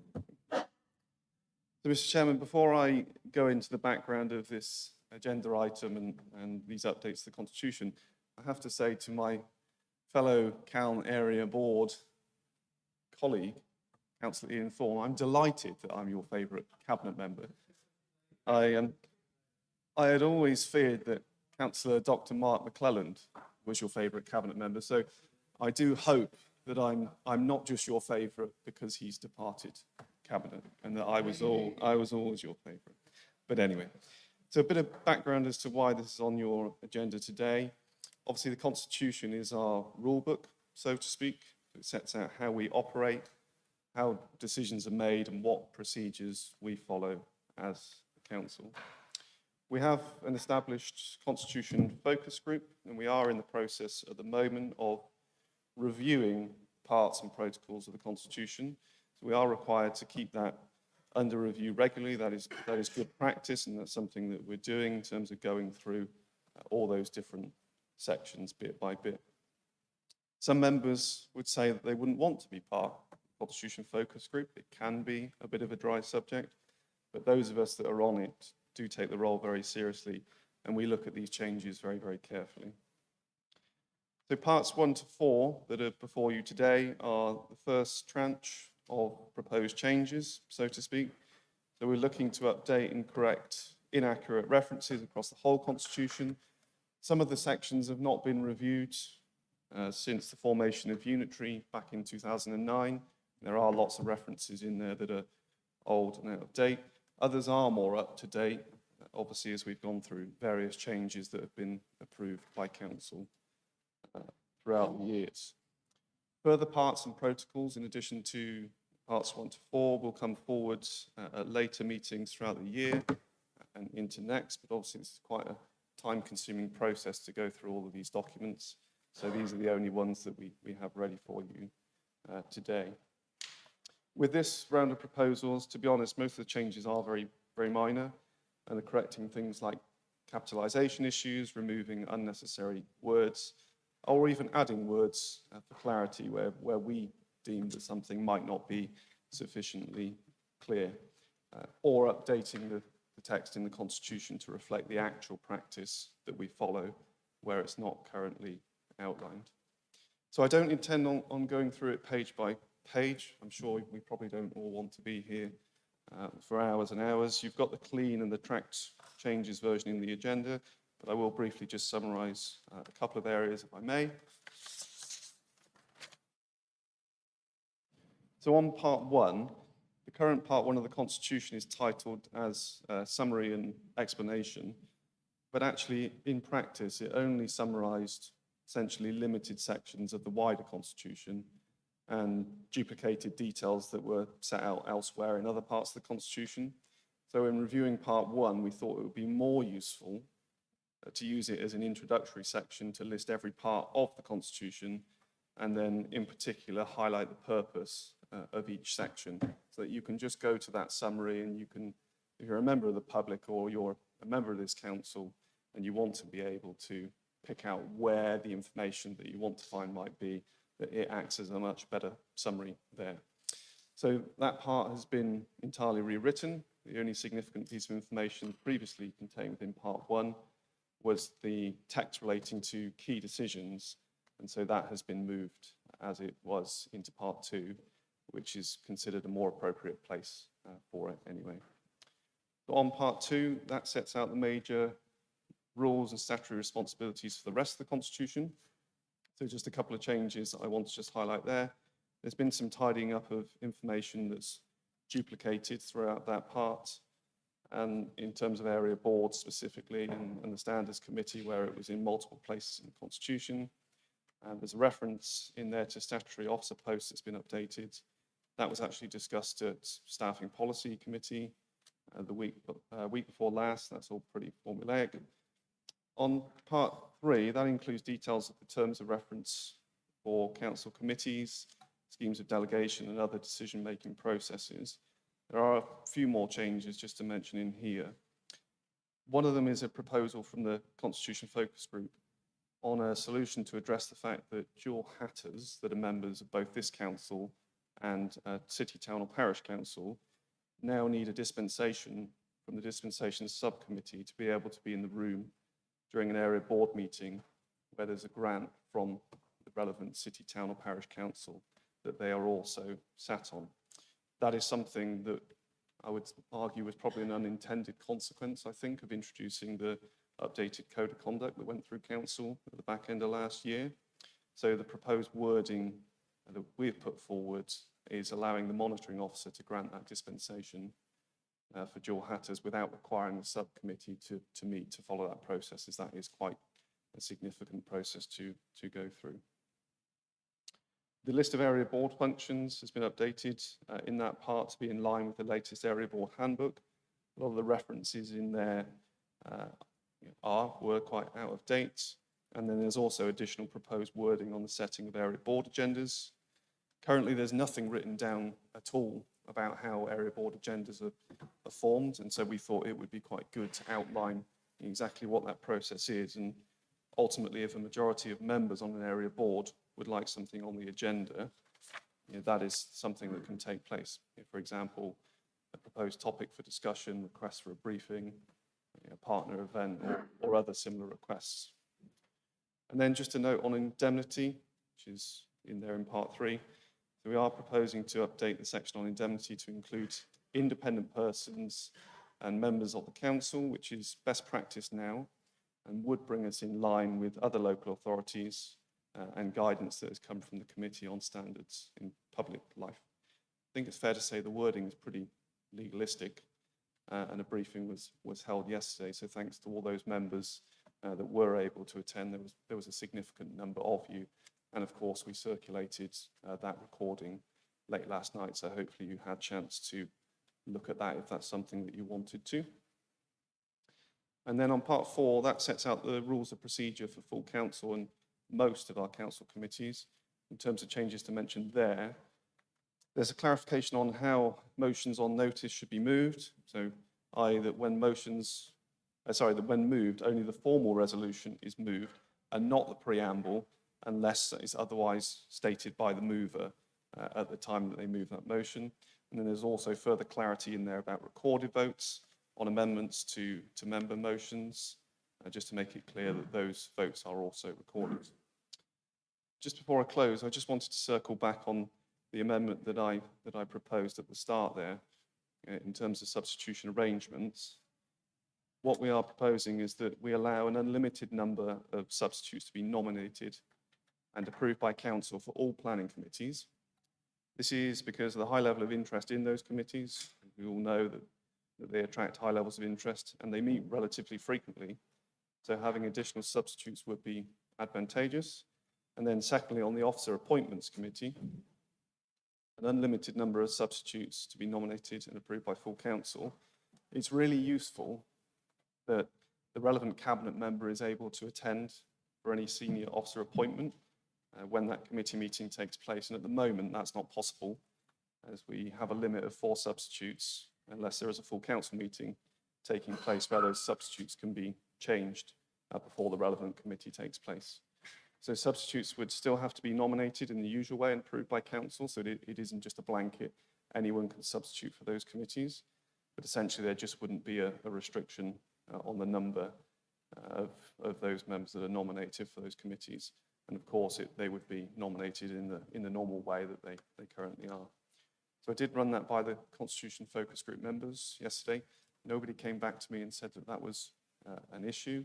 Councillor Hubbard, I think hopefully I've addressed your point there by explaining the process under which that would take place, and also Chairman of Standards. I believe you're also comfortable with what was suggested there. But I think in summary, we've probably spent a good 10+ hours looking at all these changes. It's been through numerous Constitution Focus Group meetings. That group has representation from members across the council from different groups, all very experienced councillors.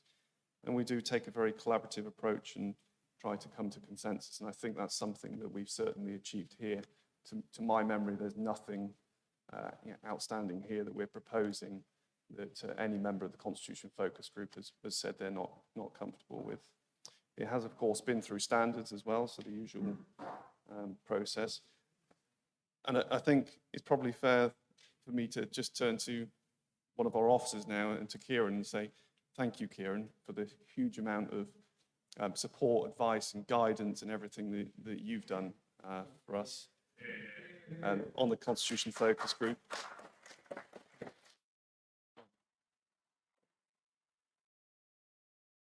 I know that we've probably put 10 hours into it. You probably put 10 times that amount. You are the one that has kept us on the straight and narrow and helped guide us through this process. So thank you very much for that. I've probably said enough, Mr. Chairman, and so I'll sit down. Thank you very much, Councillor O'Neill. We will now hear from group leaders before opening debate to other members. Councillor Kluwer. Thank you, Chair. Yep, we're looking at a lot of changes here, but when you read through them, they are, for the most part, formulaic or relating to sort of specific changes of wording where we're changing pronouns or very simplistic changes. I think Ashley's covered all the points, all the issues that would want to be raised from it. I have no problems with this. Again, I would like to thank the committee for its work, the focus group for its work. I used to chair it. Stuart used to chair it before that. It's an interesting focus group to work with. It takes an awful lot of effort, an awful lot of reading, and an awful lot of careful analysis of words and the precise meaning of them. So thank you to Ashley and your group there. Councillor Thorne. Yes, thank you, Chair. Can I thank my good friend, Councillor Ashley O'Neill, for his thoughtful and considered approach, genuinely, in relation to the process that's been undertaken. It's a whole series of amendments which seem terribly dry and terribly less than relevant, but actually are absolutely central to the way that we do business here at Wiltshire Council. So they are important. It's important that we understand the impact of those changes. I'd like to thank Kieran as well. One for the patience he applies to these, not just to members. I'm sure there's no patience required when it comes to members, but simply in terms of the process. And while I'm on my feet, I'd also thank him for being the one person that can understand the proportionality of committees' work on this council, because I haven't got a clue. So I'm completely in his hands. I'm sure others do have a clue, but I certainly don't. So Kieran, thank you very much indeed for that. I'm in support of the amendments, that have been presented to us. As has already been said, if you want to create a heated debate with residents, then get involved in the planning process. And so I think additional, almost this numbers of substitutes, I think is absolutely appropriate. And the only other point I want to make is in relation to pronouns. It says, exciting point in the debate. And I'm looking at, for example, 7.3.2 in terms of the way the pronouns work. I just wonder if we've got to a point, and I say this with no disrespect to the chair of the council, whether we might move away from chairman to something a little bit more neutral. Thank you, Chairman. Point well taken. Thank you very much. Councillor Clark. Thank you. Councillor Rogers. Thank you. In that case, I will now open the item to general debate. Any other members wishing to speak on this item, please indicate using the raise your hand function. Councillor Jacobs, Simon Jacobs. Thank you very much. I wasn't expecting you to speak on this matter, but anyway, I just wanted to just mention that in my professional capacity as a local estate agent, I just wanted to make sure that we're all aware that I have never sat and would never be invited to sit on a planning committee meeting. And I just want to just hope that Ashley's taken that on board, that, I mean, obviously, in going forward, if anybody can sit on that committee, then, you know, somebody who's not quite as scrupulous as myself may find you might have estate agents coming forward to represent communities, and before you know it, you've got a room full of estate agents, God help you. So just law of unintended consequences and all that. Thank you. Councillor Hubbard.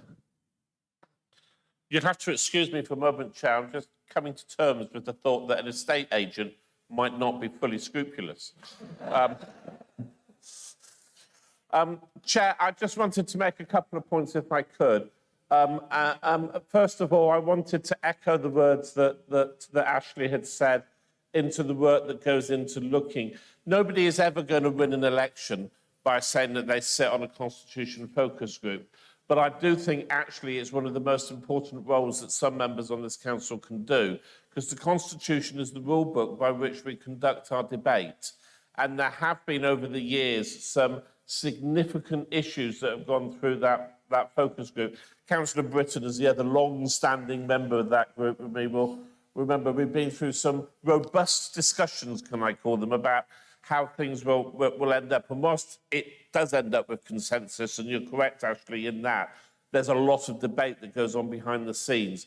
And one of the points I wanted to make is that whilst Councillor O'Neill is correct that there's the opportunity for members across the political spectrum to take part in those discussions, more often than not, there's not members from across the political spectrum taking part in those discussions. And I think that those who are wanting to make sure we have fair debate and fair discussion need to be at the table to be part of creating the rules for that. And I think that's quite important, because I know that coming up, we've got some really serious issues coming before the focus group that we need to look at, and we need to debate what will be brought back to this chamber and what will be adopted. And I think all of us on the focus group would prefer that everybody played a part in that discussion. And then just to prove how nerdy I am and what a life I don't have, the reason, Councillor Thorne, that it's chairman is because, regrettably, that is what is in the Local Government Act, and there was not the opportunity for this council or any other to be able to change that. That is actually one of the fascinating discussions we have had at great length in the Constitution Focus Group. Thank you for enlightening us. Councillor Seed.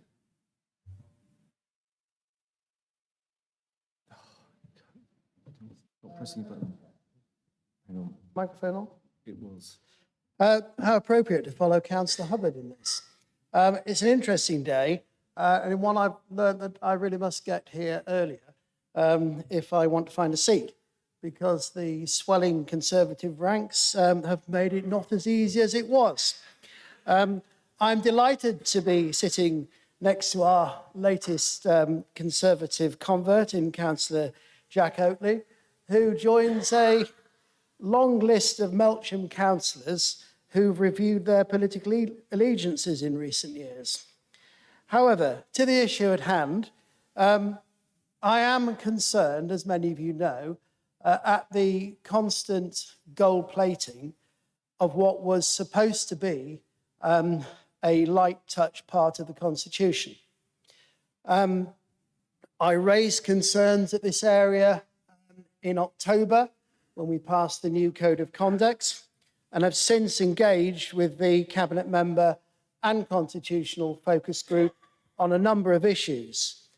These include clarity on non-pecuniary and non-registrable interests, as well as inserting a request to insert a new paragraph to remove what I believe is a nonsense of multiple dispensation for dual-hatted members.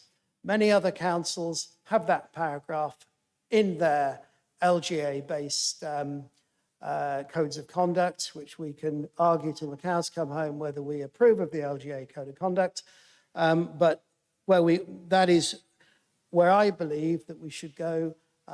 Disappointed, but understand the time constraint that is not in the changes that are here today, but do hope and thank the Cabinet member for mentioning it, that this will come in July, and we need to be really on the ball at the detail, because where these changes are concerned, it is the detail that matters. So thank you to Ashley for that. Thank you, Chair. Thank you. Now, Councillor Wheeler, you did have your light on for a brief moment. Do you wish to speak?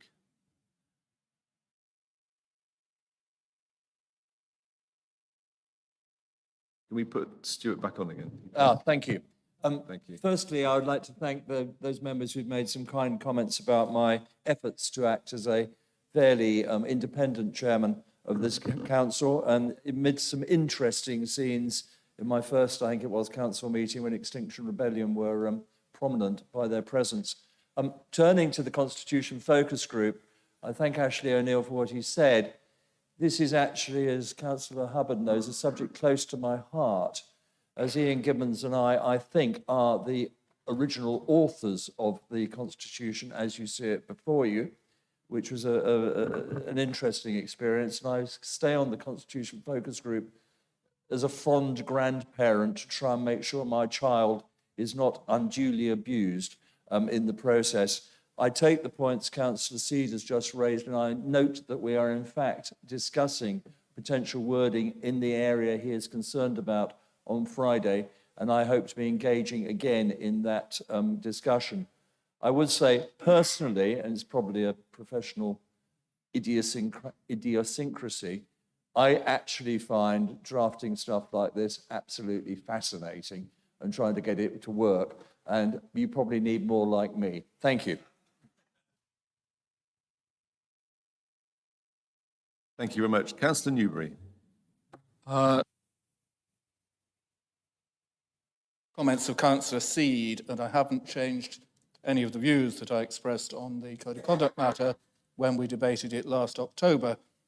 Since then, Chairman, I've had a little bit of a sort of cold-face encounter with the Code of Conduct, as somebody made a Code of Conduct complaint against me, which didn't go anywhere, but it had all kinds of hidden depths to it. So I put in a good deal more effort on researching the position with our present Code of Conduct than I had done in preparation for last October. But one thing that I hadn't realized at that time was that instead of adopting essentially the Local Government Association's model Code of Conduct, the council divided that into two parts. One part called the Code of Conduct and another part called the Guidance on the Code of Conduct, which has the effect that the guidance is of rather uncertain effect. But along the way, the council discarded all of the LGA's guidance as to the meaning of its model Code of Conduct, which is a remarkably vague document on a number of points. So we are in the odd position that we have a document called Guidance, which is attempting to be part of the Code of Conduct, but we don't have the guidance that was produced by the Local Government Associations. That's one thing I wanted to draw attention to. It does seem to me that the whole issue of where we're going with the Code of Conduct is one that does need a thoroughgoing review. On the question of substitution, Chairman, I'm not going to object to what is being suggested because it's very similar to what we've been doing for a number of years and nobody has challenged it. But the Council does have a Council's opinion by Michael Supperstone, QC as he then was, who later became a High Court judge, in which he draws attention to the fact that the law does not provide for substitution. Substitution is entirely an invention of councils, which is outside the statutory provisions. And he takes the view in his opinion, which we have, that it is of uncertain lawfulness. The law provides for members to be appointed to committees and for group leaders to nominate replacements for members on committees. And the idea that it has to be done by full council is not in the law. And Michael Supperstone says that he thinks it's wrong. So we are doing something here which is common around England. Lots of people do it, but it is a strange and elaborate way of doing things which we don't have to follow. So I just thought I would point that out as I have done before. Thank you very much. I have no further speakers wishing to speak, so I'll move to Councillor O'Neill as mover of the motion. Do you have any final comments before we move to the vote? I do, Mr. Chairman. Just wanted to address a couple of points that were raised there during the debate. Councillor Jacobs, all right, there.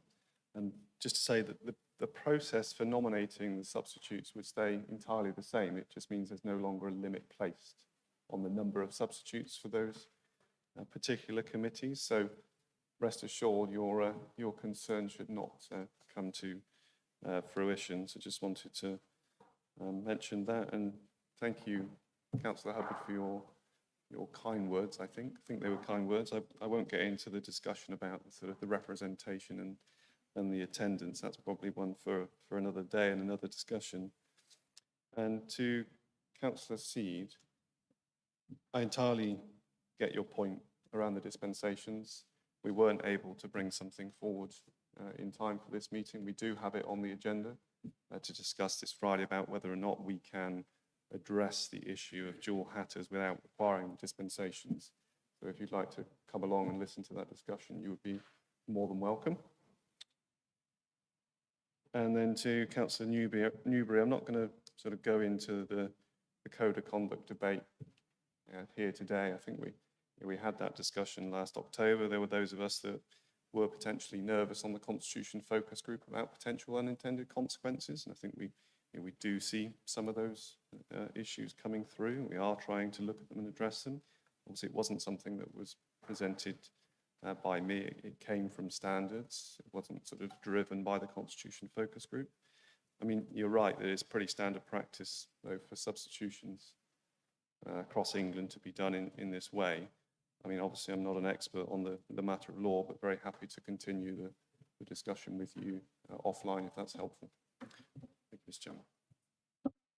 Thank you very much, Councillor O'Neill. In accordance with the Constitution, there will be a recorded vote on this item. Please indicate on your microphone console whether you are voting for the motion, against the motion, or if you are abstaining from the motion. I will allow 20 seconds for members to vote.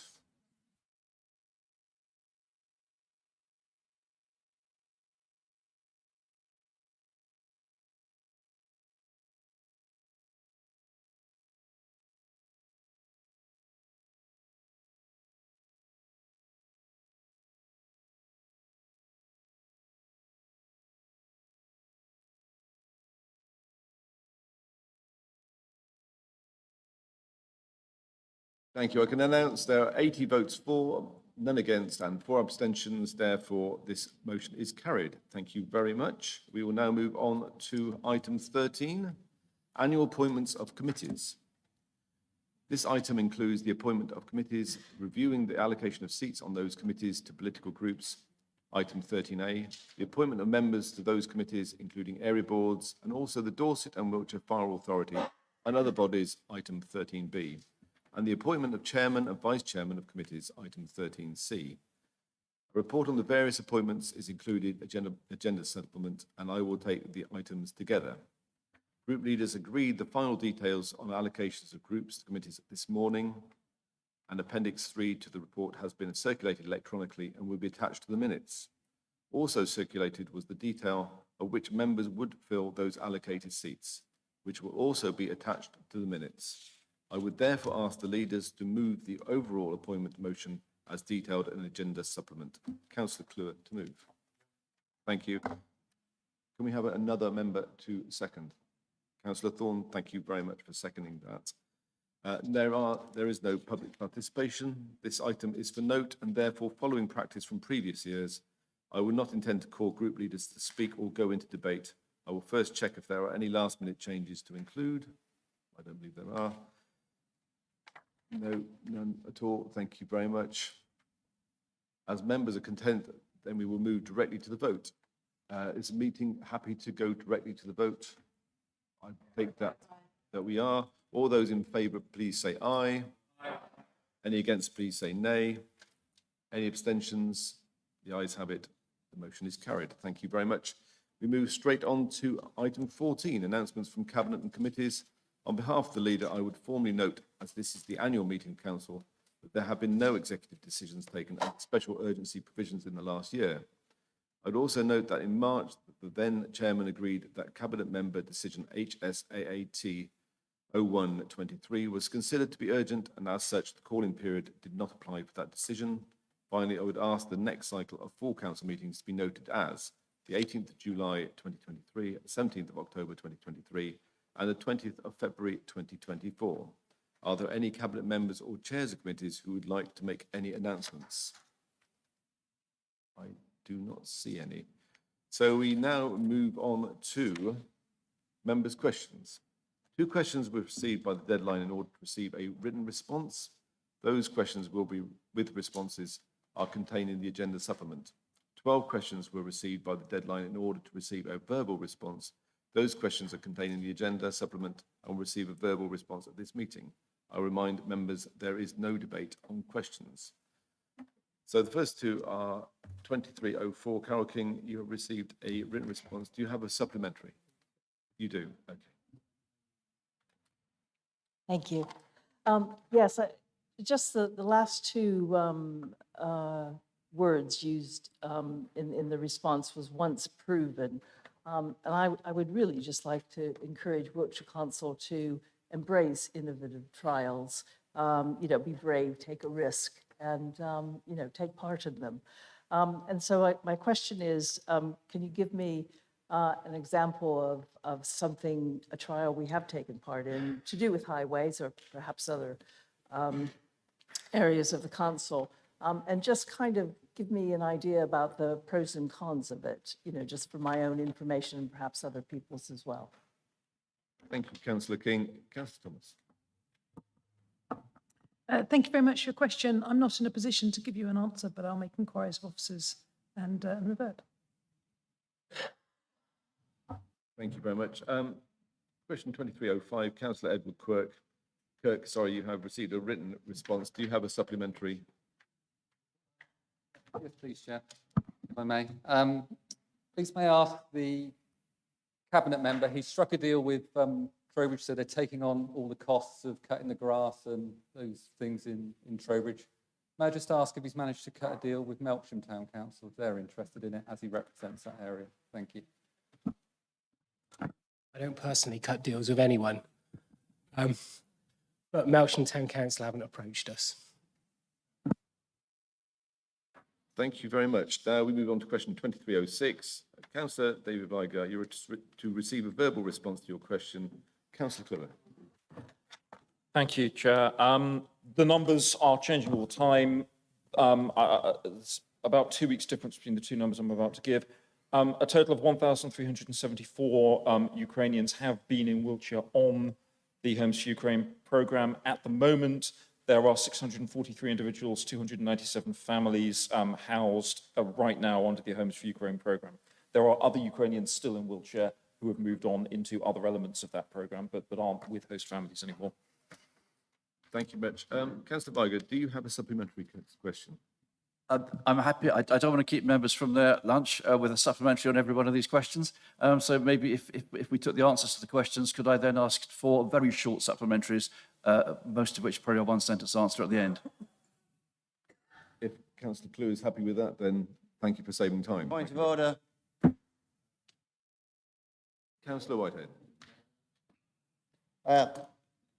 It says in our constitution that there is a point of order on, I've lost it now, at any time, that these questions are operational and therefore they should be sorted out by the councillor writing directly to the head of service rather than using a political arena, a very expensive political arena and full council meeting where lots of people give up their day's work to come here and lose a day's pay, that we're taking a lot length of time to answer questions that could be answered by directly to officers.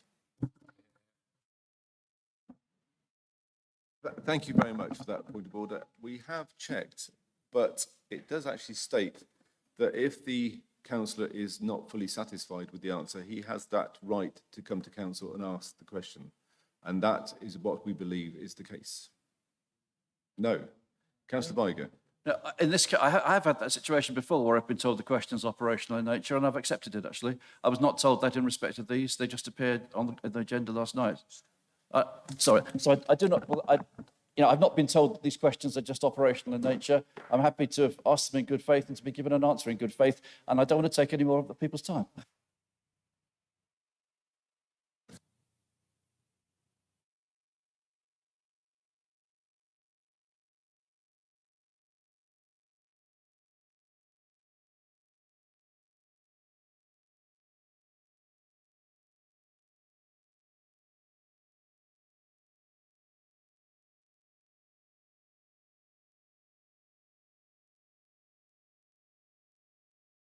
Thank you very much. The advice I'm getting is that when this came forward to the agenda, no judgment was made whether it was operational or not, and therefore it appeared on the agenda. So we will take it this time, but in future we will make more strenuous checks to see if they are actually operational or not. Okay, thank you very much. Shall we move on? I think we are at 20. I'm concerned for my colleague. I am in receipt of a stipend paid by the people of Wiltshire to attend these meetings. I don't do it on a day off. I get paid for it. Are you not being paid, Councillor? Councillor Hubbard, thank you very much. I get very angry when we're told we're taking time off, giving up time. We're paid for it. I'm not sure that's actually a point of order. Thank you very much. We'll move on to question 2307. Councillor Clue. Thank you, Chair. If I run through these as quickly as possible. As of, I believe, yesterday, 392 individuals, 168 families in a combination of social, private and temporary accommodation. 2308. The answer there is 1,437 individuals, of which we've had 85 arrivals since January 2023. That could have changed since yesterday. Question 2309.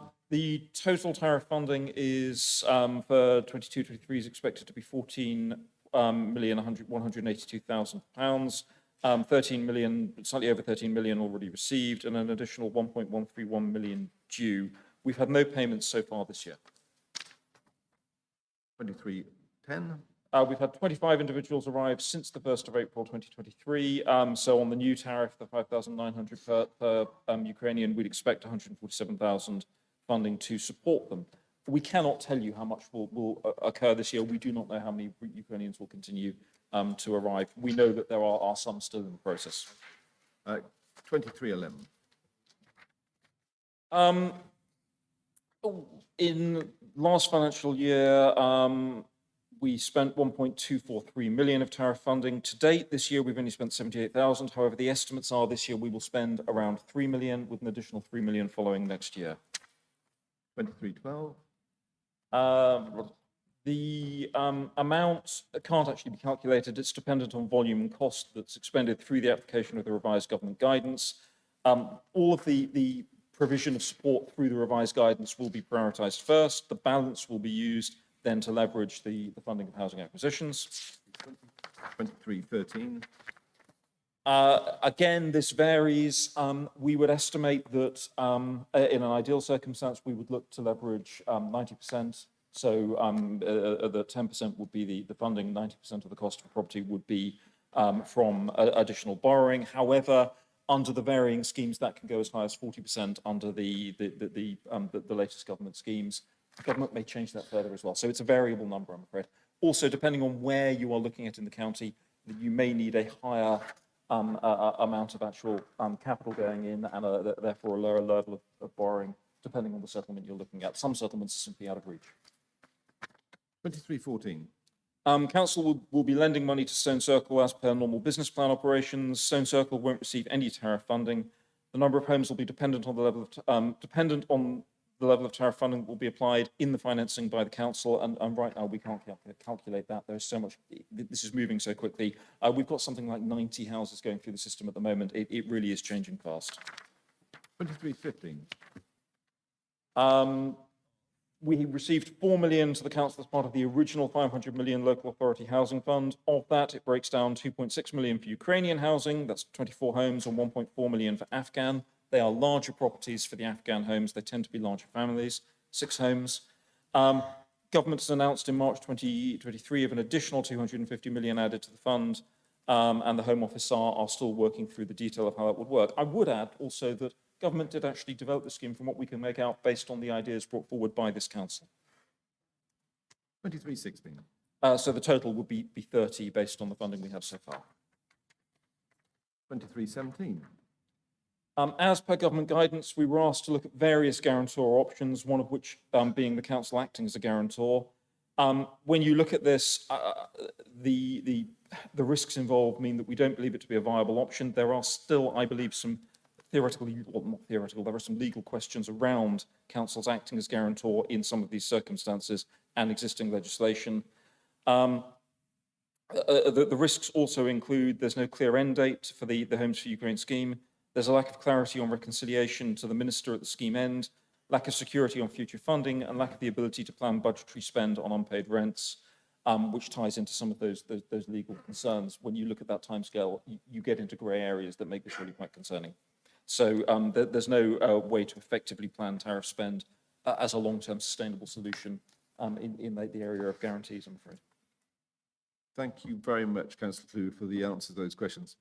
Councillor Viger, any supplementary? Thank you very much. Thank you for the answers, Councillor Clue, and thank you to the team who were involved in preparing them as well. Just to pick up on something that was joked about earlier, the Ukrainian family who live with us have just found themselves a home in the private rental sector. It's going to be a question. I need to see a question. Given that, Ukrainian family who live with us have just found a home in the private rental sector, thanks to the heroic efforts of an estate agent, actually. So I want to just speak up for estate agents for a change in this area.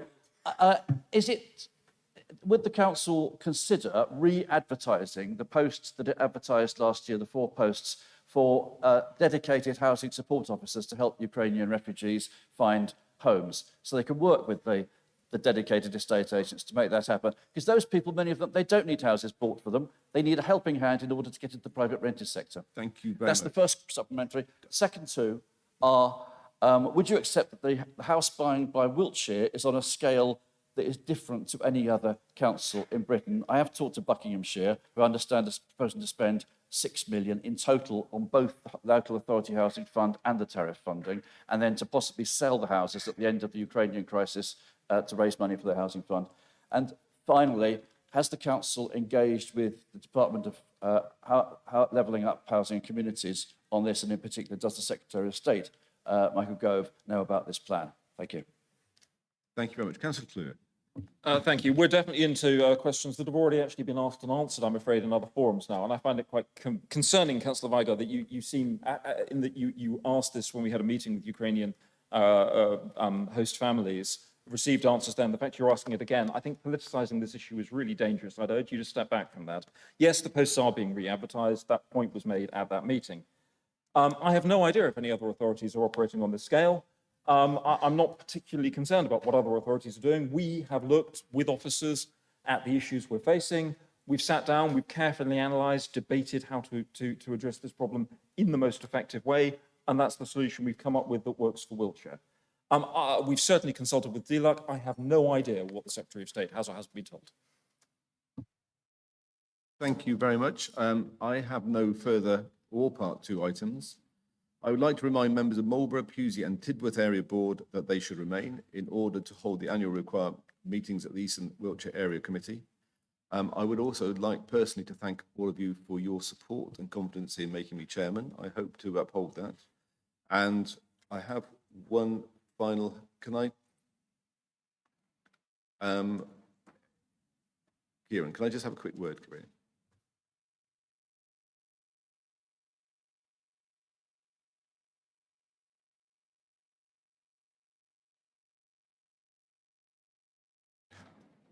I am going to allow this one further question.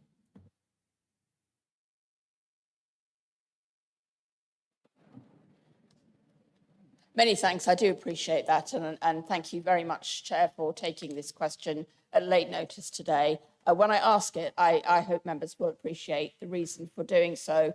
And I'll start by congratulating you on your appointment to chair today. Members may wonder why I'm wearing a keffiyeh in the chamber today. Yesterday marked the 75th anniversary of the Palestinian Nakba. That is a catastrophe or loss, the pain of which is still felt by Palestinians, both in Palestine itself and across the diaspora of over 6 million. These refugees have no right to return. Last year, the United Nations... I am waiting for the question. Yeah, it's coming. I need it fairly soon. Okay. Last year, the United Nations recognised the gravity of the ongoing Nakba, adopting a resolution to mark the day every year. And I will finish there by asking, it is my sincere hope that this council will find a way to mark the Nakba in future. I don't expect a yes or no answer today, but that question is there for the Cabinet to consider. Thank you very much. Thank you. I think I'm being quite lenient to let that carry on, but we do appreciate your sentiment. Councillor Mays.